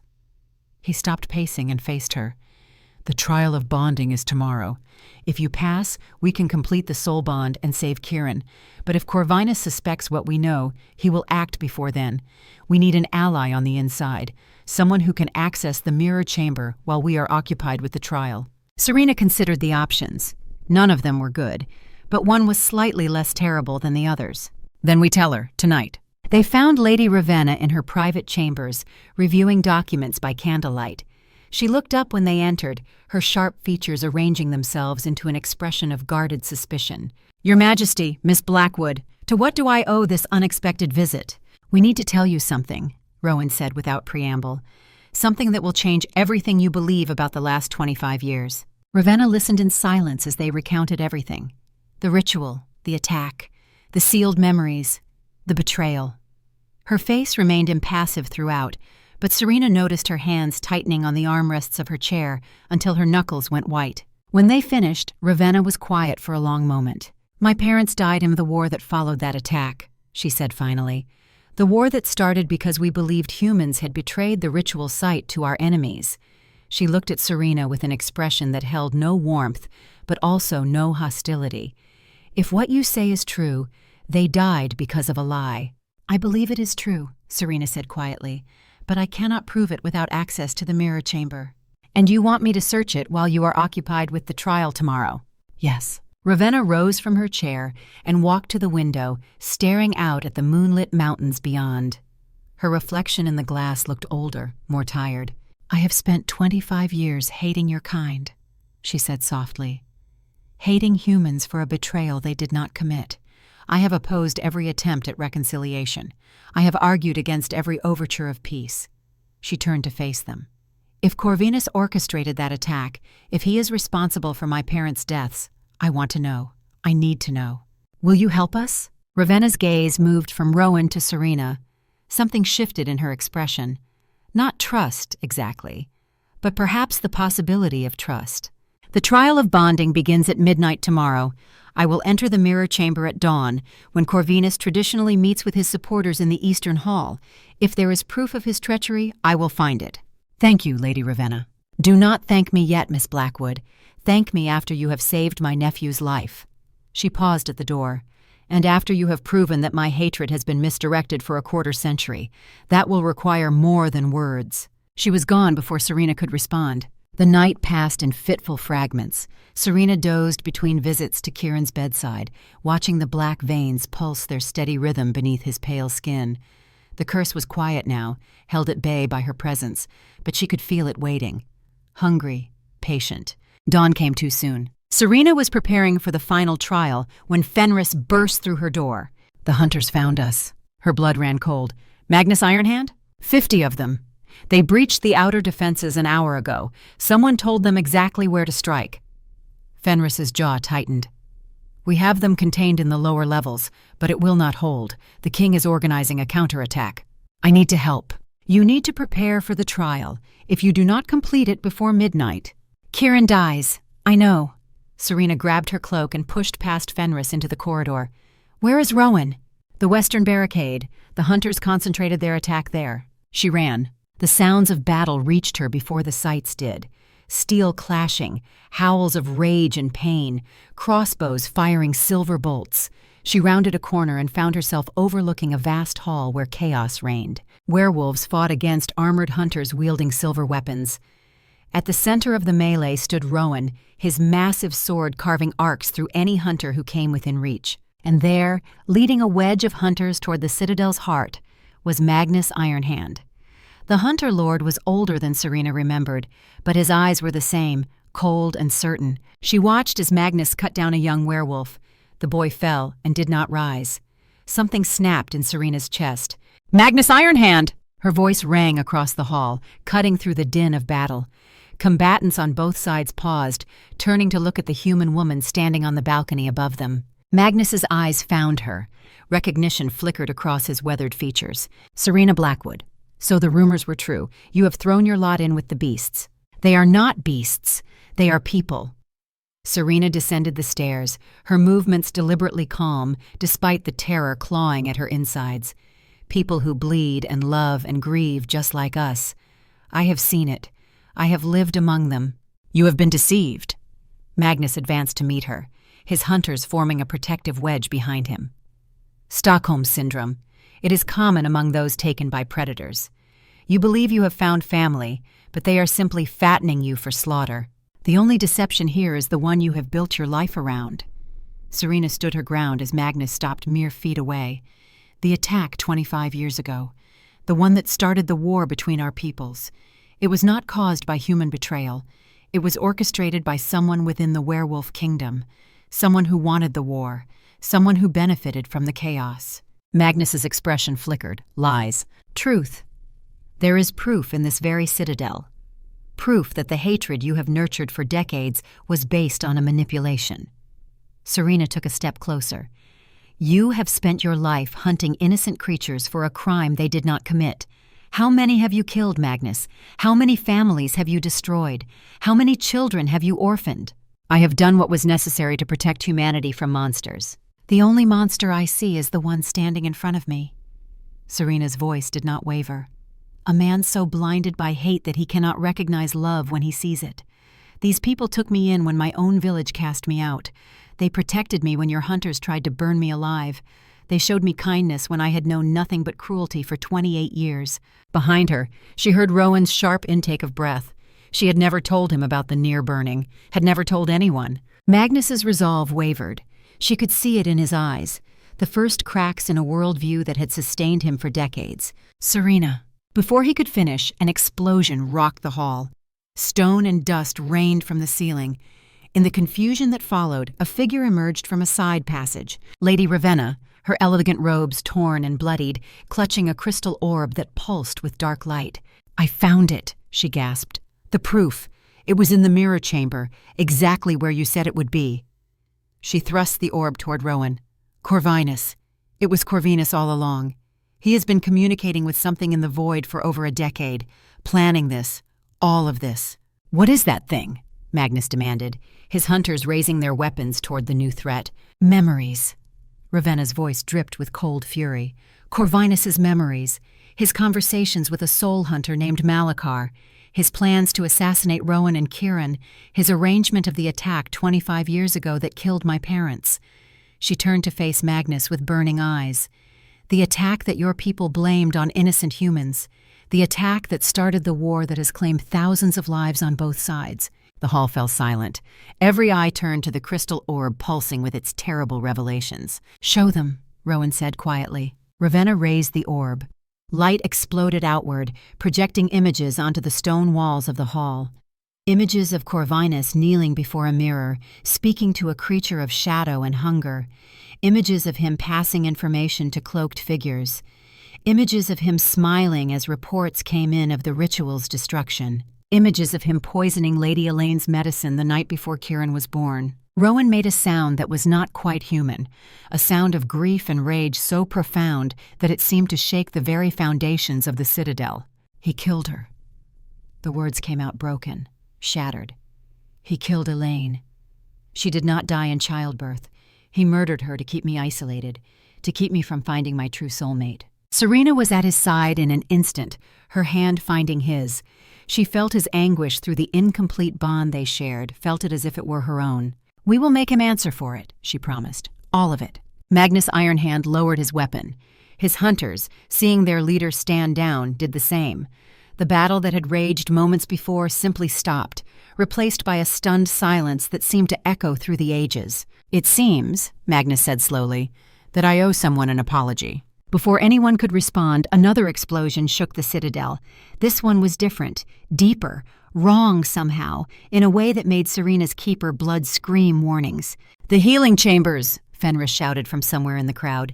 "That came from the healing chambers!" Serena ran. She knew, even before she arrived, what she would find. The corridors leading to Kieran's chamber were filled with unconscious werewolves, their bodies contorted in postures of extreme pain. The doors to the chamber itself had been blown off their hinges, and in the center of the room stood Corvinus, one hand wrapped around Kieran's throat, the other holding a dagger that dripped with something black and viscous. "Ah, Miss Blackwood," Corvinus smiled that perfect empty smile. "I was wondering when you would arrive." Behind him, emerging from the largest of the chamber's crystal formations, was a shape that made Serena's soul recoil. Tall and gaunt, with skin like paper stretched over bone and eyes that burned with unholy hunger. Malachar, the soul hunter from her memories, the creature that had killed her mother. "Hello, little keeper," Malachar whispered, its voice like nails on glass. "I have been waiting 25 years for this reunion." Serena's heart hammered against her ribs, but she forced herself to stand firm. The creature before her had haunted her nightmares for a lifetime, even when she could not remember why. Now, facing it in the flesh, she understood the source of that primal terror. Malachar was wrong in ways that defied description. Its form seemed to shift and waver at the edges, as if reality itself refused to fully acknowledge its existence. The hunger in its burning eyes was not merely physical. It craved something deeper, something essential. "Souls, let the boy go, Corvinus." Serena kept her voice steady through sheer force of will. "Whatever Malachar has promised you, it is a lie. Soul hunters do not keep bargains. They only consume." "On the contrary," Corvinus tightened his grip on Kieran's throat, making the unconscious boy whimper. "Malachar and I have a very clear understanding. I help open the gateway, and in return, I receive power beyond anything this pathetic kingdom has ever seen." "You murdered your own mother." The words came from behind Serena. Rowan stepped into the chamber, his massive sword drawn, his silver eyes blazing with barely contained fury. "You killed Elaine. You tried to kill my son. You betrayed everything our family has stood for across generations." "Our family?" Corvinus laughed, a sound devoid of warmth or sanity. "I was never part of your family, brother. I was the inconvenient reminder of father's indiscretion, the bastard son hidden away in back corridors while you paraded around as the golden heir. His face twisted with decades of accumulated resentment. I should have been king. I should have had everything. Instead, I was given scraps and expected to be grateful. So you sold your soul to a monster. I made an investment. Corvinus gestured toward Malachar with the hand holding the dripping dagger. The blood moon rises in 7 days. When it does, dear Kieran here will complete his transformation into a living gate. Thousands of soul hunters will pour through into your precious kingdom, and when the dust settles, I will rule whatever remains. You will rule nothing but ashes. Fenris appeared in the doorway, his scarred face set in grim determination. Behind him, Serena could see other werewolves gathering, Magnus Ironhand and his hunters among them. You are outnumbered, Corvinus. Surrender now, and perhaps the king will grant you a quick death. Corvinus smiled that empty smile one final time. Who said anything about being outnumbered? Malachar raised one skeletal hand. The crystal formations lining the walls began to pulse with dark energy. Shadows pooled in the corners of the room, growing deeper and more substantial with each passing moment, and from those shadows emerged figures. Dozens of them. Shadow wolves, their forms made of concentrated darkness, their eyes burning with the same unholy hunger as their master. You see, Corvinus said conversationally, I have had 10 years to prepare for this moment. 10 years of slowly weakening the seals that kept Malachar imprisoned. 10 years of building an army in the spaces between worlds. He pressed the dagger against Kieran's throat. Now, unless you want to watch the prince's life drain onto this floor, you will all step back and allow us to leave. No one moved. The standoff stretched for what felt like eternity. Serena's mind raced through possibilities, discarding each one as quickly as it formed. She could feel the incomplete soul bond pulsing between herself and Rowan. If only the trial of bonding had been completed. If only. Rowan, she spoke without taking her eyes off Corvinus and Malachar, I need you to trust me. I do trust you. Then when I move, do not try to stop me. She felt his confusion through their bond, his fear, his desperate desire to protect her from whatever she was planning, but she also felt his trust, absolute and unwavering. Do what you must, he said quietly. Serena closed her eyes. She had never attempted what she was about to try, had never even known it was possible until this moment. But her mother's words echoed in her mind. You already know everything you need. You have always known. The keeper power within her stirred. Not the gentle healing energy she had used 1,000 times before, but something deeper, something older, something that reached back through countless generations of her bloodline to the very first keeper who had stood against the darkness. She opened her eyes and they blazed with silver light. Malachar, she said, and her voice resonated with harmonic overtones that seemed to come from everywhere at once. I am Serena Blackwood, daughter of Freya, granddaughter of Elena, heir to a lineage of keepers that stretches back to the founding of your prison. The soul hunter actually took a step backward. For the first time since its emergence, something that might have been uncertainty crossed its terrible features. You killed my mother, Serena continued, the power building within her like a storm gathering strength. You destroyed my family. You tried to take the man I love before I ever had the chance to know him. She took a step forward, and the shadows in the room seemed to recoil from her light. And now you threaten the child who has become my heart. You are not bonded, Malachar hissed. Your power is incomplete. You cannot challenge me. Watch me. Serena released everything she had. The light that erupted from her was not silver, but pure white.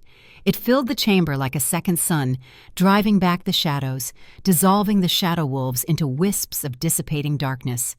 Malachar screamed, a sound that would haunt Serena's nightmares for years to come as its form began to lose cohesion. But it was not enough. Even as she poured everything into the attack, Serena felt her strength failing. The incomplete bond meant she was fighting with half her potential power. She was driving Malachar back, yes, but she could not destroy it, could not even force it to retreat fully into the void. And Corvinus still held Kieran. Serena! Rowan's voice cut through the roaring of power in her ears. Take my hand! She turned to find him beside her, reaching out with an expression of fierce determination. Without hesitation, she clasped his hand in hers. The world exploded. Power beyond anything Serena had ever imagined flooded through the connection between them. Keeper energy merged with alpha strength, two halves becoming a whole that was infinitely greater than the sum of its parts. The incomplete soul bond flared to full activation, not through ritual or ceremony, but through the pure force of two souls reaching for each other in a moment of desperate need. Through their joined hands, Serena felt everything Rowan was: his grief over Elaine, his love for Kieran, his growing feelings for her that he had been too afraid to name. She felt his strength become hers, and hers become his. Together they turned toward Malachar. The soul hunter did not even have time to scream. The combined light of Keeper and Alpha struck it like a hammer of divine judgment. Its form shattered, its essence dispersed. The gateway it had been creating collapsed in on itself with a sound like a thunderclap in reverse. And then it was gone. Corvinus stared at the space where his master had stood, his face slack with disbelief. The dagger slipped from his nerveless fingers and clattered to the floor. Kieran, still unconscious but no longer in immediate danger, slumped against his captor's loosening grip. "No," Corvinus whispered. "No, this is impossible. The bond was not completed. You should not have been able to—" "Love does not require ritual," Serena said quietly. "It only requires two people willing to give everything for each other." Corvinus looked at her with eyes that had finally completely lost their sanity. "You have ruined everything. Everything." He lunged, not for Serena, but for Kieran. If he could not win, he would at least take the prince with him. He never got the chance. Lady Ravenna moved faster than Serena would have believed possible. The noblewoman interposed herself between Corvinus and Kieran, taking the wild slash of his retrieved dagger across her shoulder rather than letting it reach the boy. She cried out in pain, but did not fall. Instead, she drove her own blade into Corvinus's chest with all the strength of a woman avenging 25 years of misdirected grief. Corvinus stared at her with an expression of profound surprise. "For my parents," Ravenna said quietly. "For Elaine. For everyone you betrayed." He crumpled to the floor and did not rise. The silence that followed was broken only by the sound of labored breathing and the distant drip of blood on stone. Serena rushed to Kieran's side, her hands already glowing with healing light as she examined the boy. The black veins were still present, but they were no longer pulsing, no longer spreading. The curse remained, but without Malachar to fuel it, it had become dormant. "Is he—" Rowan's voice cracked. "He will live." Serena looked up at the man she had just accidentally bonded her soul to forever, the man she had loved without knowing him for 25 years. "The curse is weakened now. I can purify it completely with the full power of our bond." Rowan sank to his knees beside her, one hand reaching out to touch his son's forehead.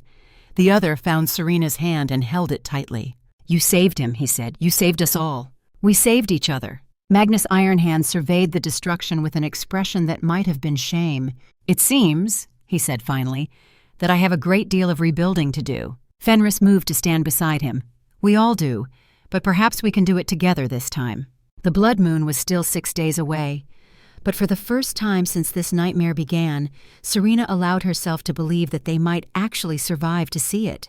The war was not over, but the most important battle had been won. The healing chamber smelled of blood and burned stone and something else, something that had no name in the languages of men or wolves. The scent of magic pushed beyond its limits, of souls that had touched the void and returned changed. Serena knelt beside Kieran's platform, her hands still glowing with residual power as she watched the black veins fade from the boy's skin, not disappearing entirely. That would take time and the full completion of the soul bond ritual, but retreating, dormant, held at bay by the energy she and Rowan had poured into him during those final desperate moments. The boy slept peacefully for the first time in days, his breathing steady, his fever broken, and the curse that had been killing him by inches now lay quiet in his blood, waiting. Rowan stood 3 paces away, staring at his brother's body. Corvinus lay where he had fallen, Ravenna's blade still protruding from between his ribs.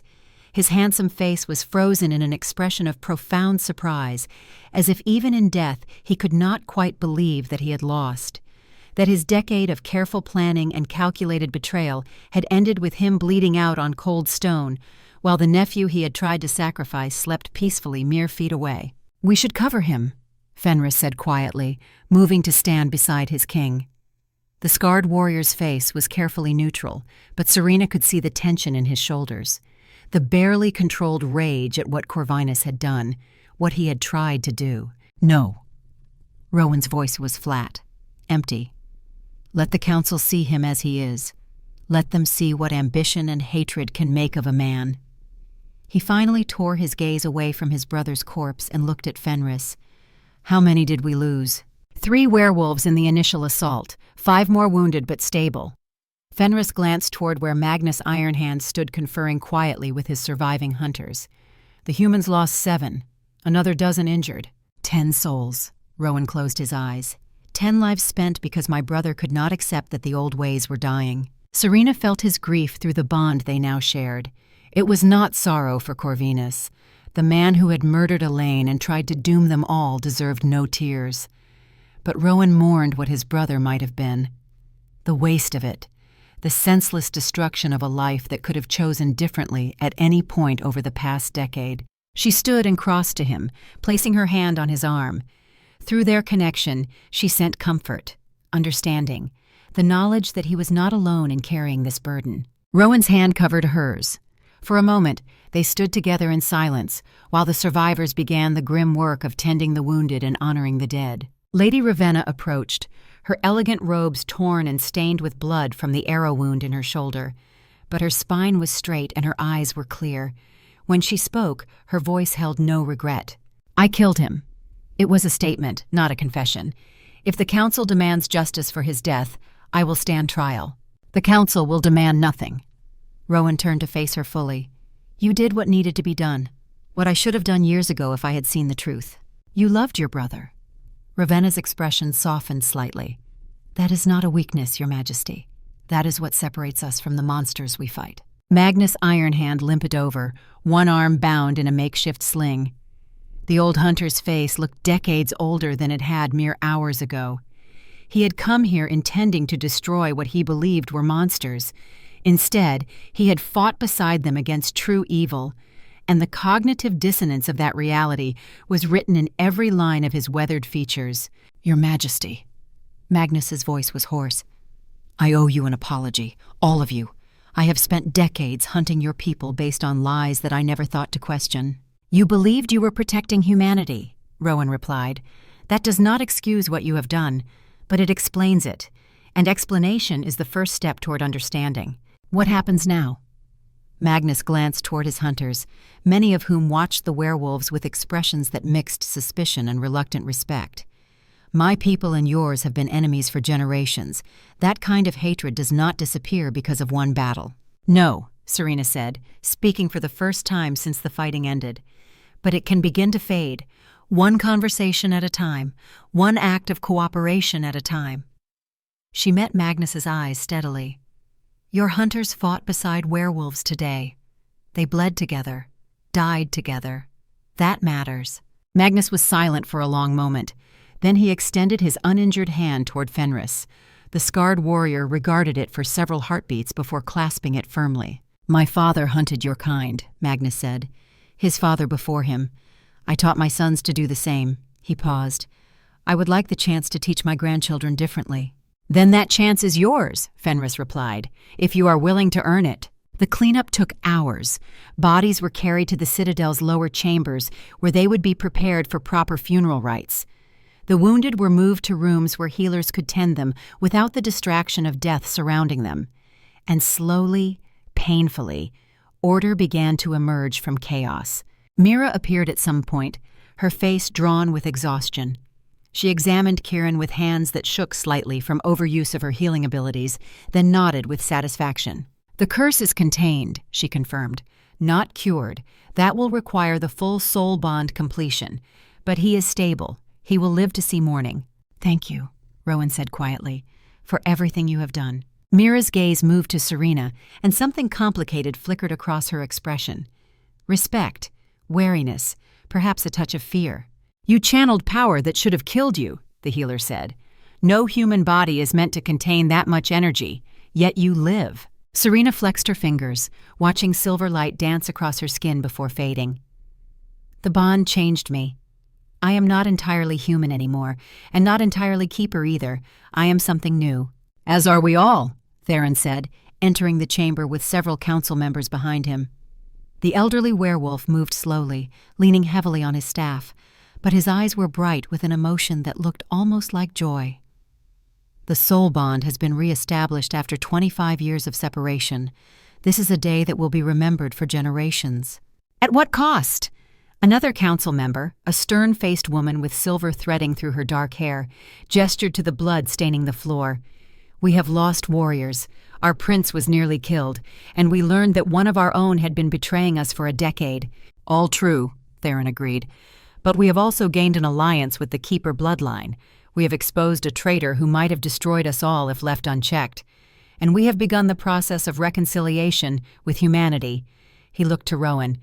"The question is what we do next."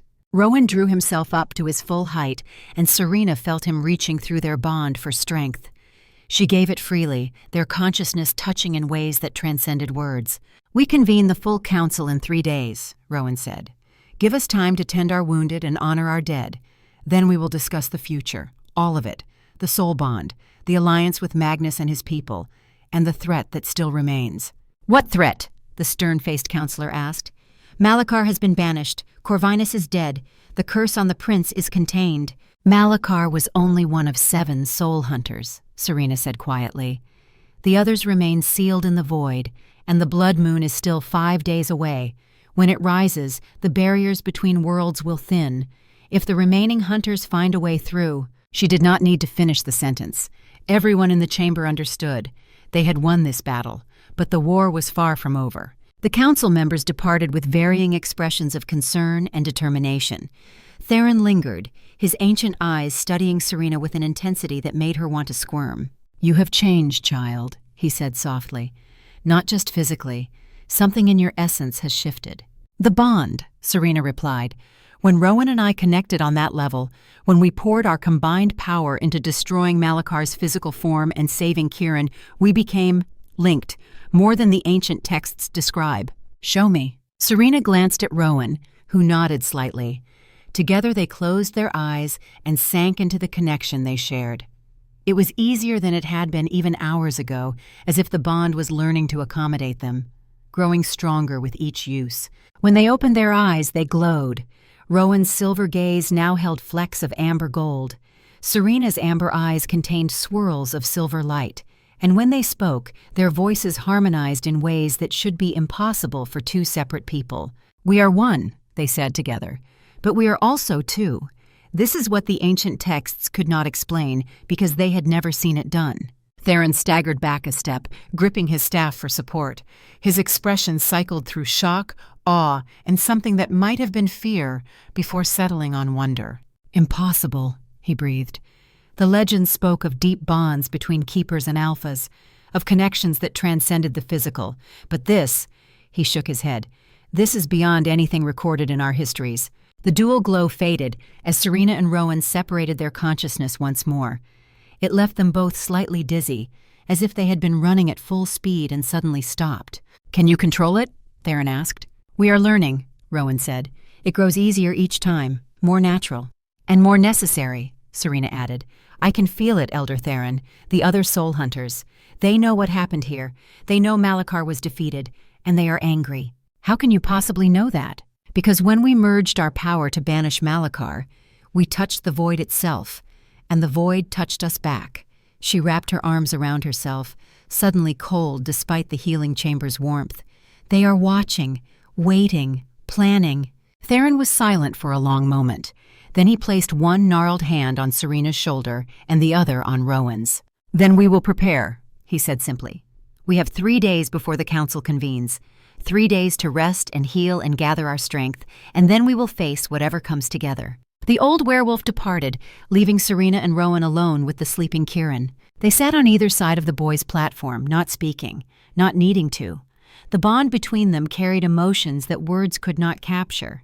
Exhaustion, relief, grief for what had been lost, hope for what might be built from the ruins. At some point, Serena's hand found Rowan's across Kieran's chest. Their fingers intertwined, and she felt the rightness of it settle into her bones.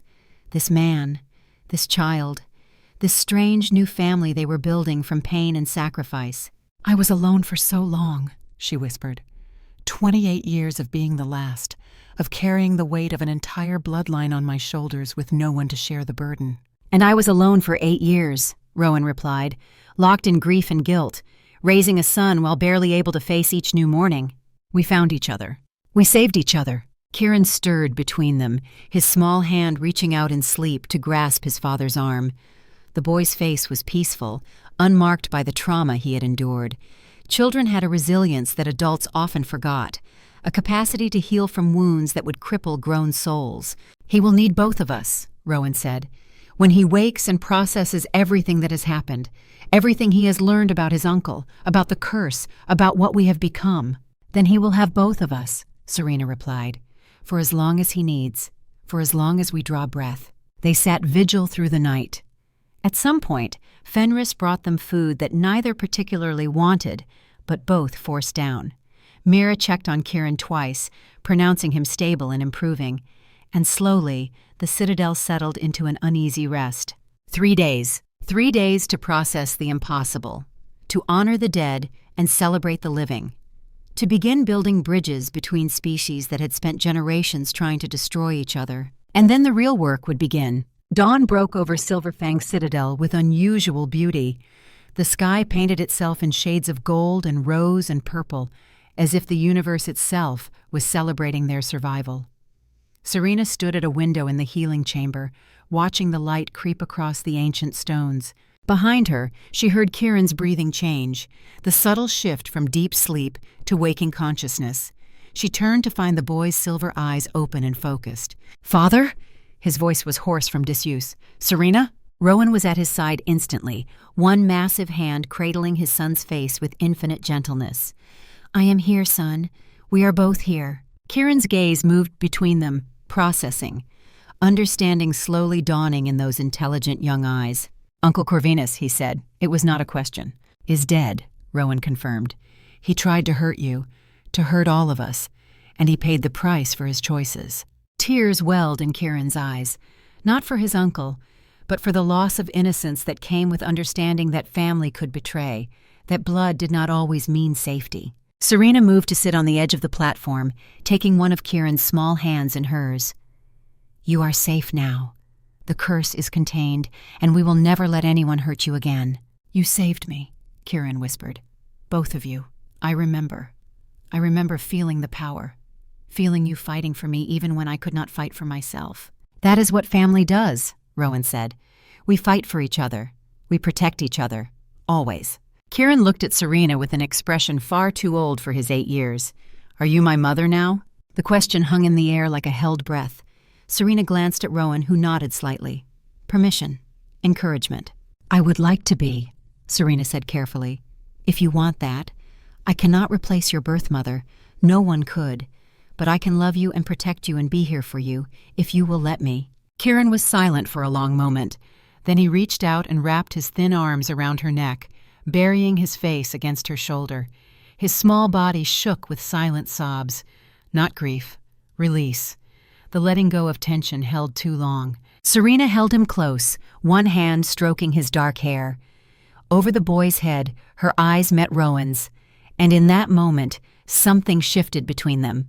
Solidified. The bond they shared took on new depth. Not just lovers, though that would come in time. Not just partners in power, though that was part of it. But family. True family. Built not from blood but from choice, from sacrifice, from love that refused to die even when death itself came calling.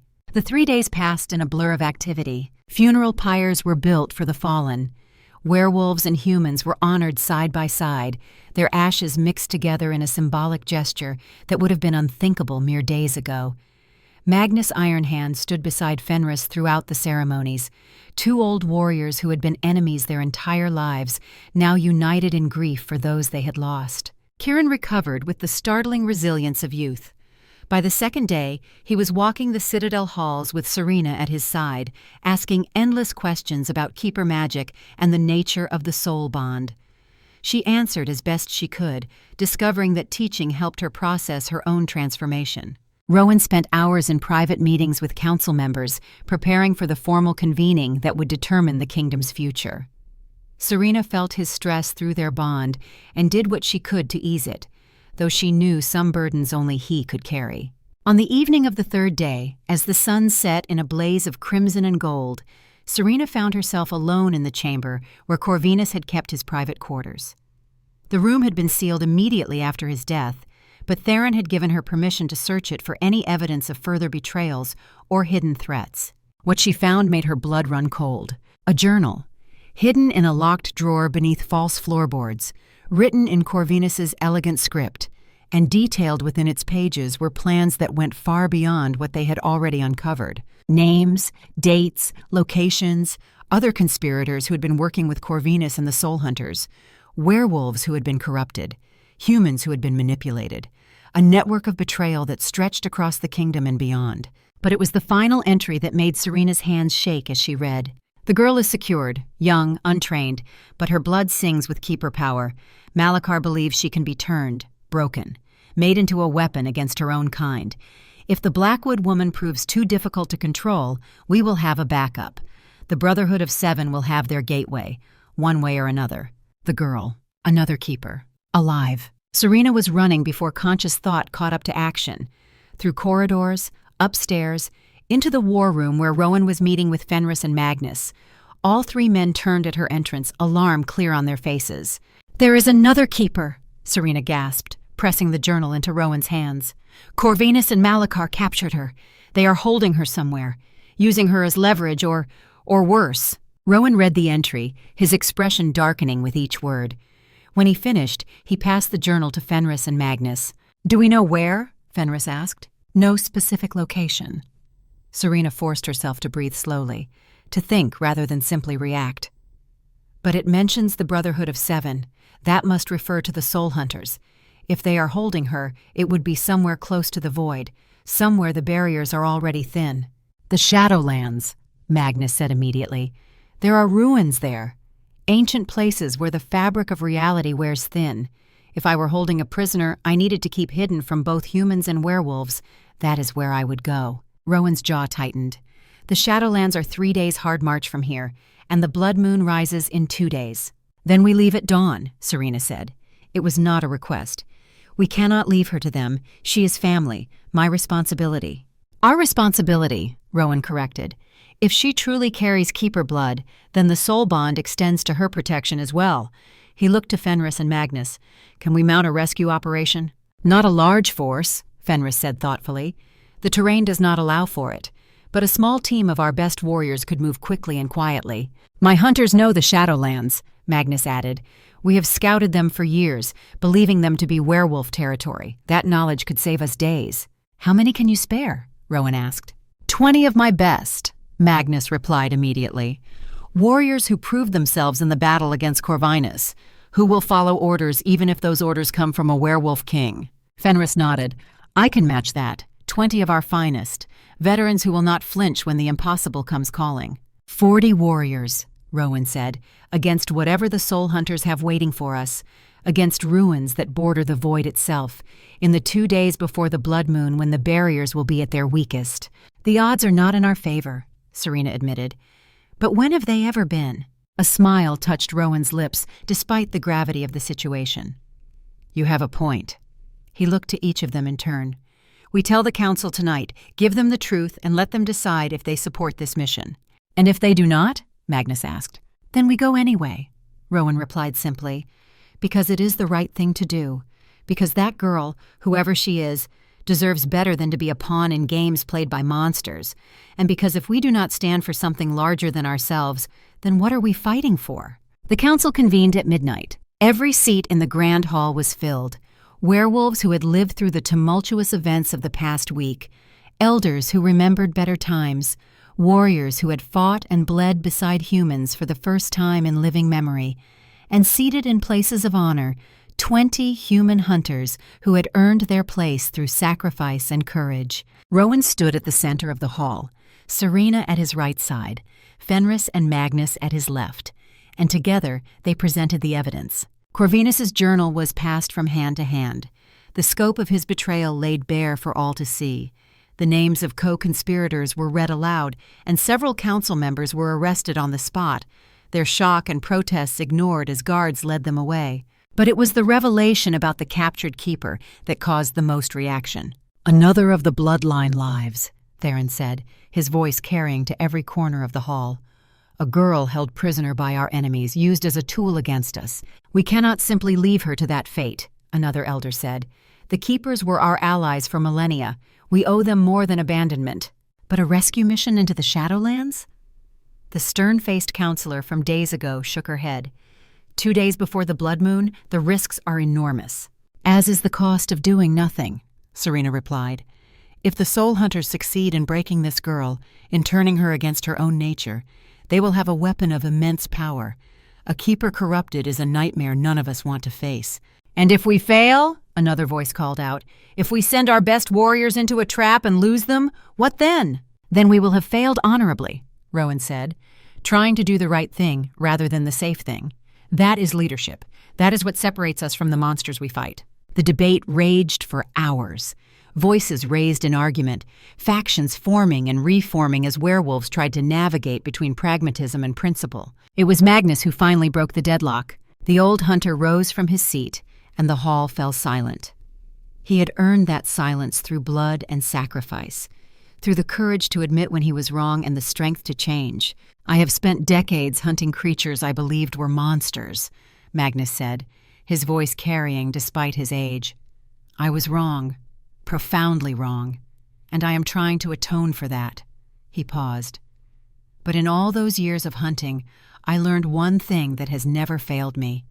The measure of a people is not found in how they treat their allies. It is found in how they treat those who cannot defend themselves." He gestured to Serena.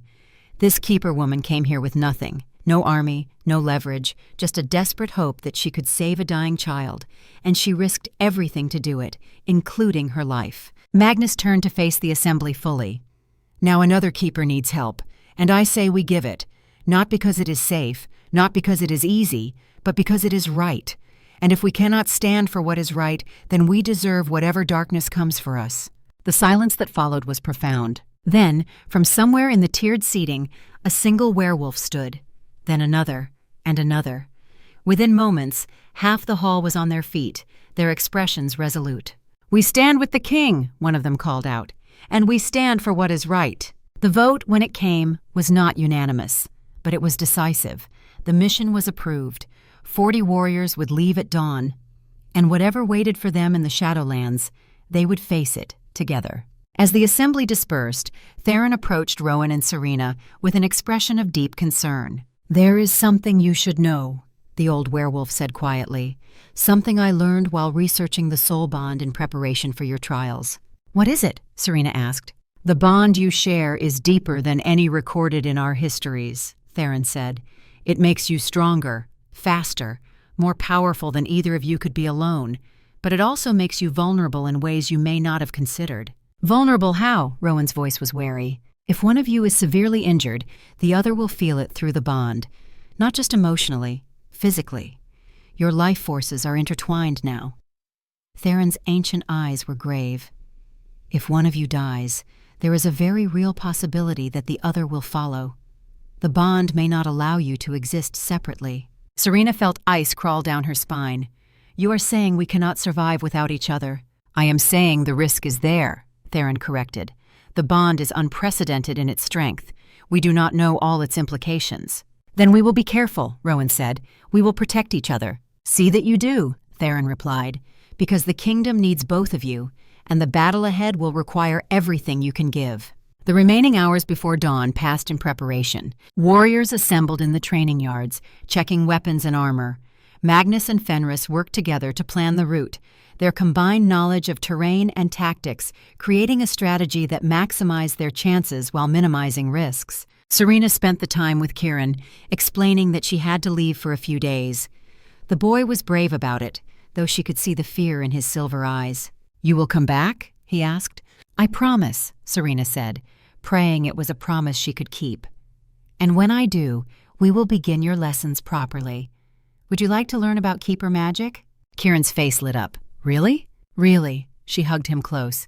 "You are part of this now, part of our family, and family shares everything, even magic." When she finally pulled away, Rowan was waiting at the door. Their eyes met, and through the bond, she felt his pride, his love, his absolute certainty that they would survive whatever came next. Together they made their way to the assembly point. 40 warriors waited, 20 wolves, 20 humans, an alliance that would have been impossible mere days ago, now standing ready to march into darkness for a girl none of them had ever met. Lady Ravenna appeared as they prepared to depart. Her arm was in a proper sling now, the arrow wound healing but still painful. She carried a blade wrapped in silver cloth. "For you," she said, presenting it to Serena. "It was my mother's, forged specifically for a keeper. It may serve you better than it served her." Serena unwrapped the blade and found herself holding a sword, unlike any she had seen before. The metal gleamed with an inner light, and runes were carved along its length in a language she could not read but somehow understood. "Protection, truth, sacrifice," she whispered, reading the runes. "Thank you. I will honor its legacy." "See that you do," Ravenna replied, "and return safely. The kingdom has only just found its keeper.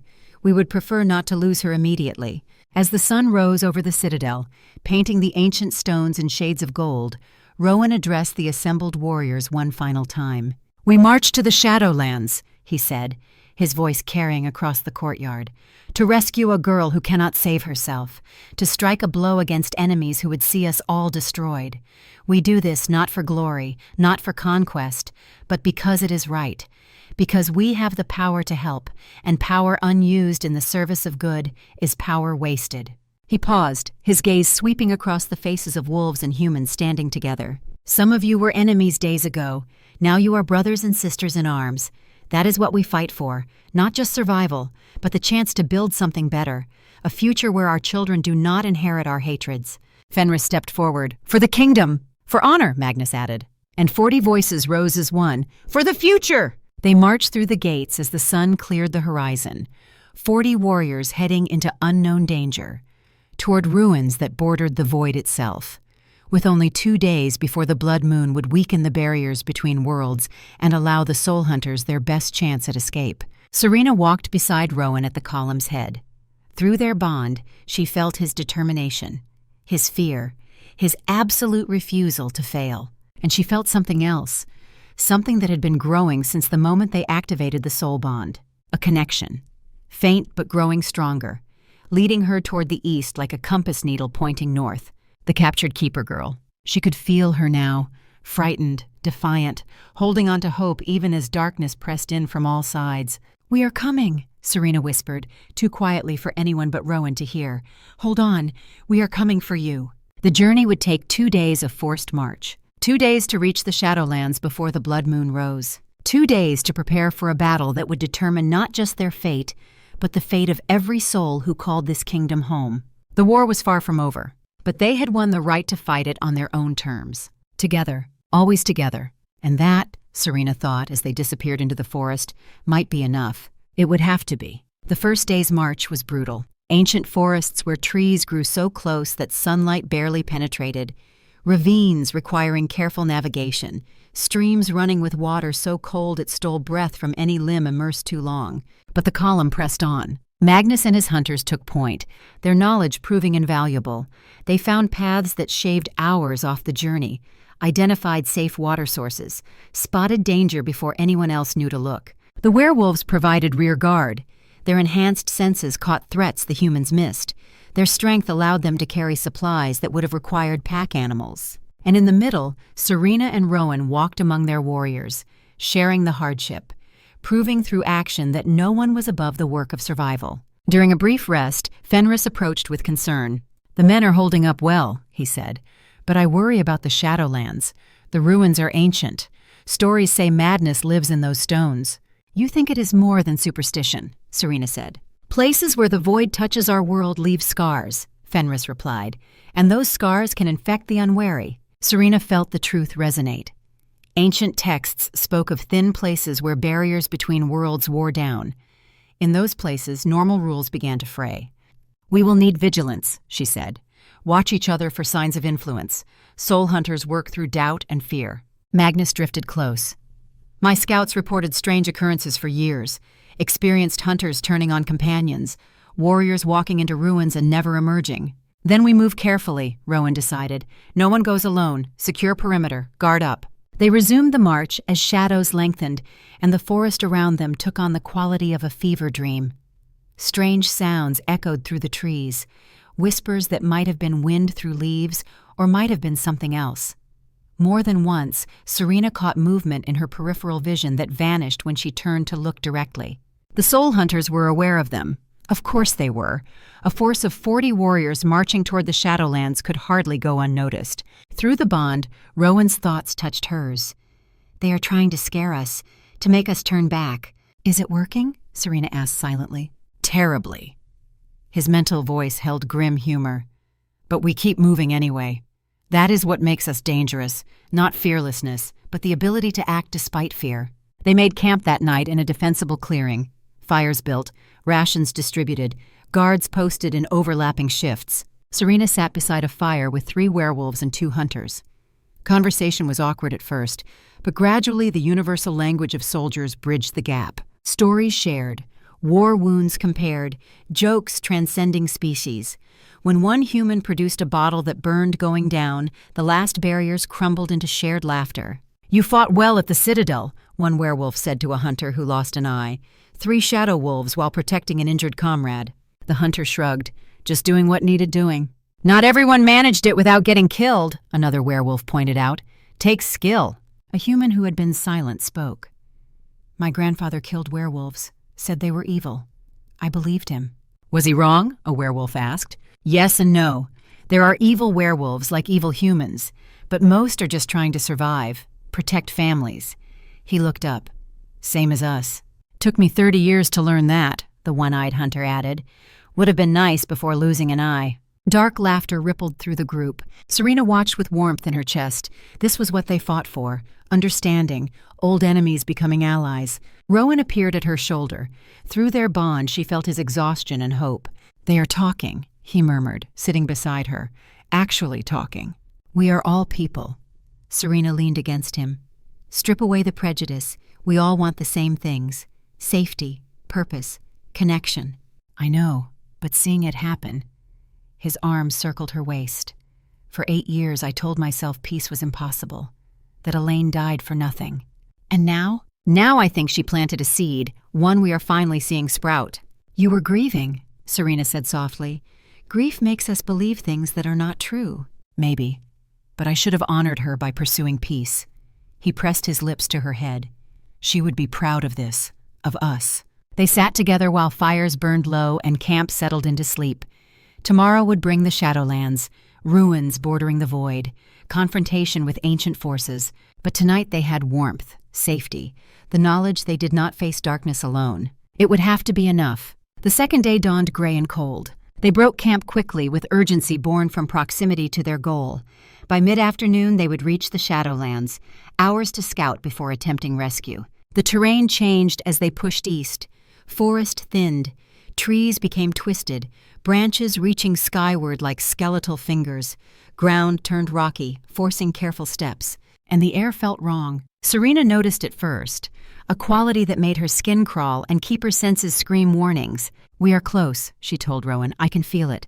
The barriers are thin, damaged. How thin? Thin enough we could stumble through without meaning to. Soul hunters have worked on this place for years. Fenris moved up from his position with the rear guard. The scouts are reporting unusual activity ahead.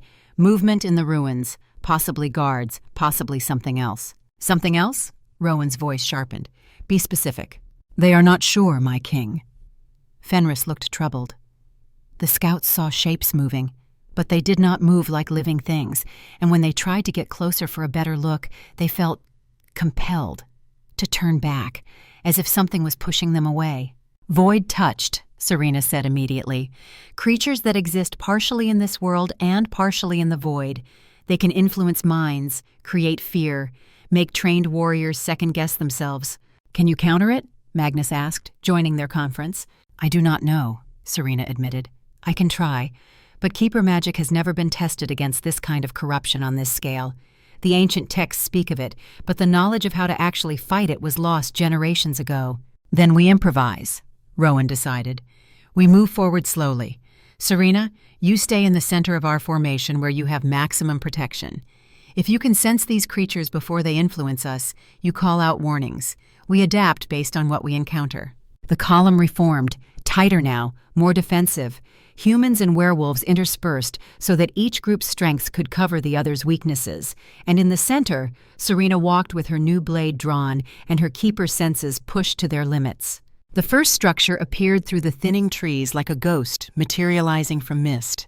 A tower, ancient beyond imagining, built from black stone that seemed to absorb light rather than reflect it. Runes covered every visible surface, but these were not the protective symbols Serena knew from her training.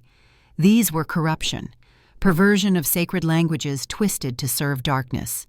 "Do not touch the walls," she called out. "Do not even look at the runes for too long. They are designed to trap the unwary, to pull consciousness out of bodies and into the void." The warriors gave the tower a wide berth, but they could not avoid it entirely. The path Magnus had chosen led directly past the structure, and deviating now would cost them hours they did not have. As they passed, Serena felt eyes watching them. Not physical eyes. These were presences, consciousness without form. The remnants of souls that had been trapped in these ruins for so long, they had forgotten what it meant to be anything other than hunger and hate. "Keep moving," she urged. "Do not stop, do not engage. They cannot harm us as long as we do not acknowledge them." But even as she said it, she felt one of the presences reach for her, not physically, but through the void, seeking the connection that her keeper blood provided, trying to use it as a doorway into her mind. She slammed her mental defenses shut, hard, and felt the presence recoil with what might have been surprise. Through the bond, Rowan's concern flooded her. "What happened?" "They know I am here," Serena replied silently. "The soul hunters. They felt me when I blocked that thing. They know we are coming." "Does that change our plan?" "No." Serena's grip tightened on her blade. "If anything, it makes it more urgent. They will be preparing, reinforcing their defenses. If we wait, we lose any advantage surprise might have given us." They pressed deeper into the ruins. More structures appeared, buildings that had once served purposes now lost to time, walls that bore scorch marks from ancient battles, and everywhere the sensation of being watched, evaluated, found wanting. The warriors began to show signs of strain. Even the werewolves with their supernatural resilience moved with visible effort. The humans fared worse. Several stumbled without visible cause. Others reported hearing voices calling their names from empty buildings. "This place is killing them slowly," Magnus said, his weathered face showing lines of pain. "We cannot stay here long, or we will lose more people to madness than we would to actual combat." "Then we find the girl and leave," Rowan said. "No lingering, no exploration. In and out as fast as possible." Serena closed her eyes and reached through the bond she had felt earlier, the connection to the captured keeper. It was stronger now, close, maybe a quarter-mile ahead, in the heart of the ruins where the void pressed closest to their reality. "This way," she said, pointing. "She is this way, I can feel her." They moved as quickly as the terrain and their deteriorating mental states allowed. Every step took them deeper into corruption. Every breath filled their lungs with air that tasted of ash and despair. And then they saw it. The central structure. Not a tower, not a building, something else entirely. A circle of standing stones arranged around a pool of absolute darkness. And suspended above that darkness, held by chains that glowed with sickly green light, was a girl. She could not have been more than 18. Copper-red hair, amber eyes that flickered between consciousness and unconsciousness. And on her exposed arms and legs, cuts that wept blood into the darkness below. Blood that fed something hungry and ancient and utterly wrong. "Make her preserve us," Magnus whispered. "What are they doing to her?" Serena knew. Oh gods, she knew. The texts had described it. The ritual of binding. A way to take a keeper's power and twist it. Corrupt it. Turn it into a gateway that would allow soul hunters to enter the physical world without needing a dying host. They were not trying to break the girl. They were trying to unmake her, to transform her from protector into destroyer. "We need to move now," Serena said, her voice tight with barely controlled rage.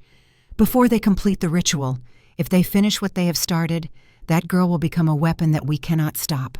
Rowan raised his hand and 40 warriors prepared for battle. "For the future," he said quietly. And they charged toward the heart of darkness.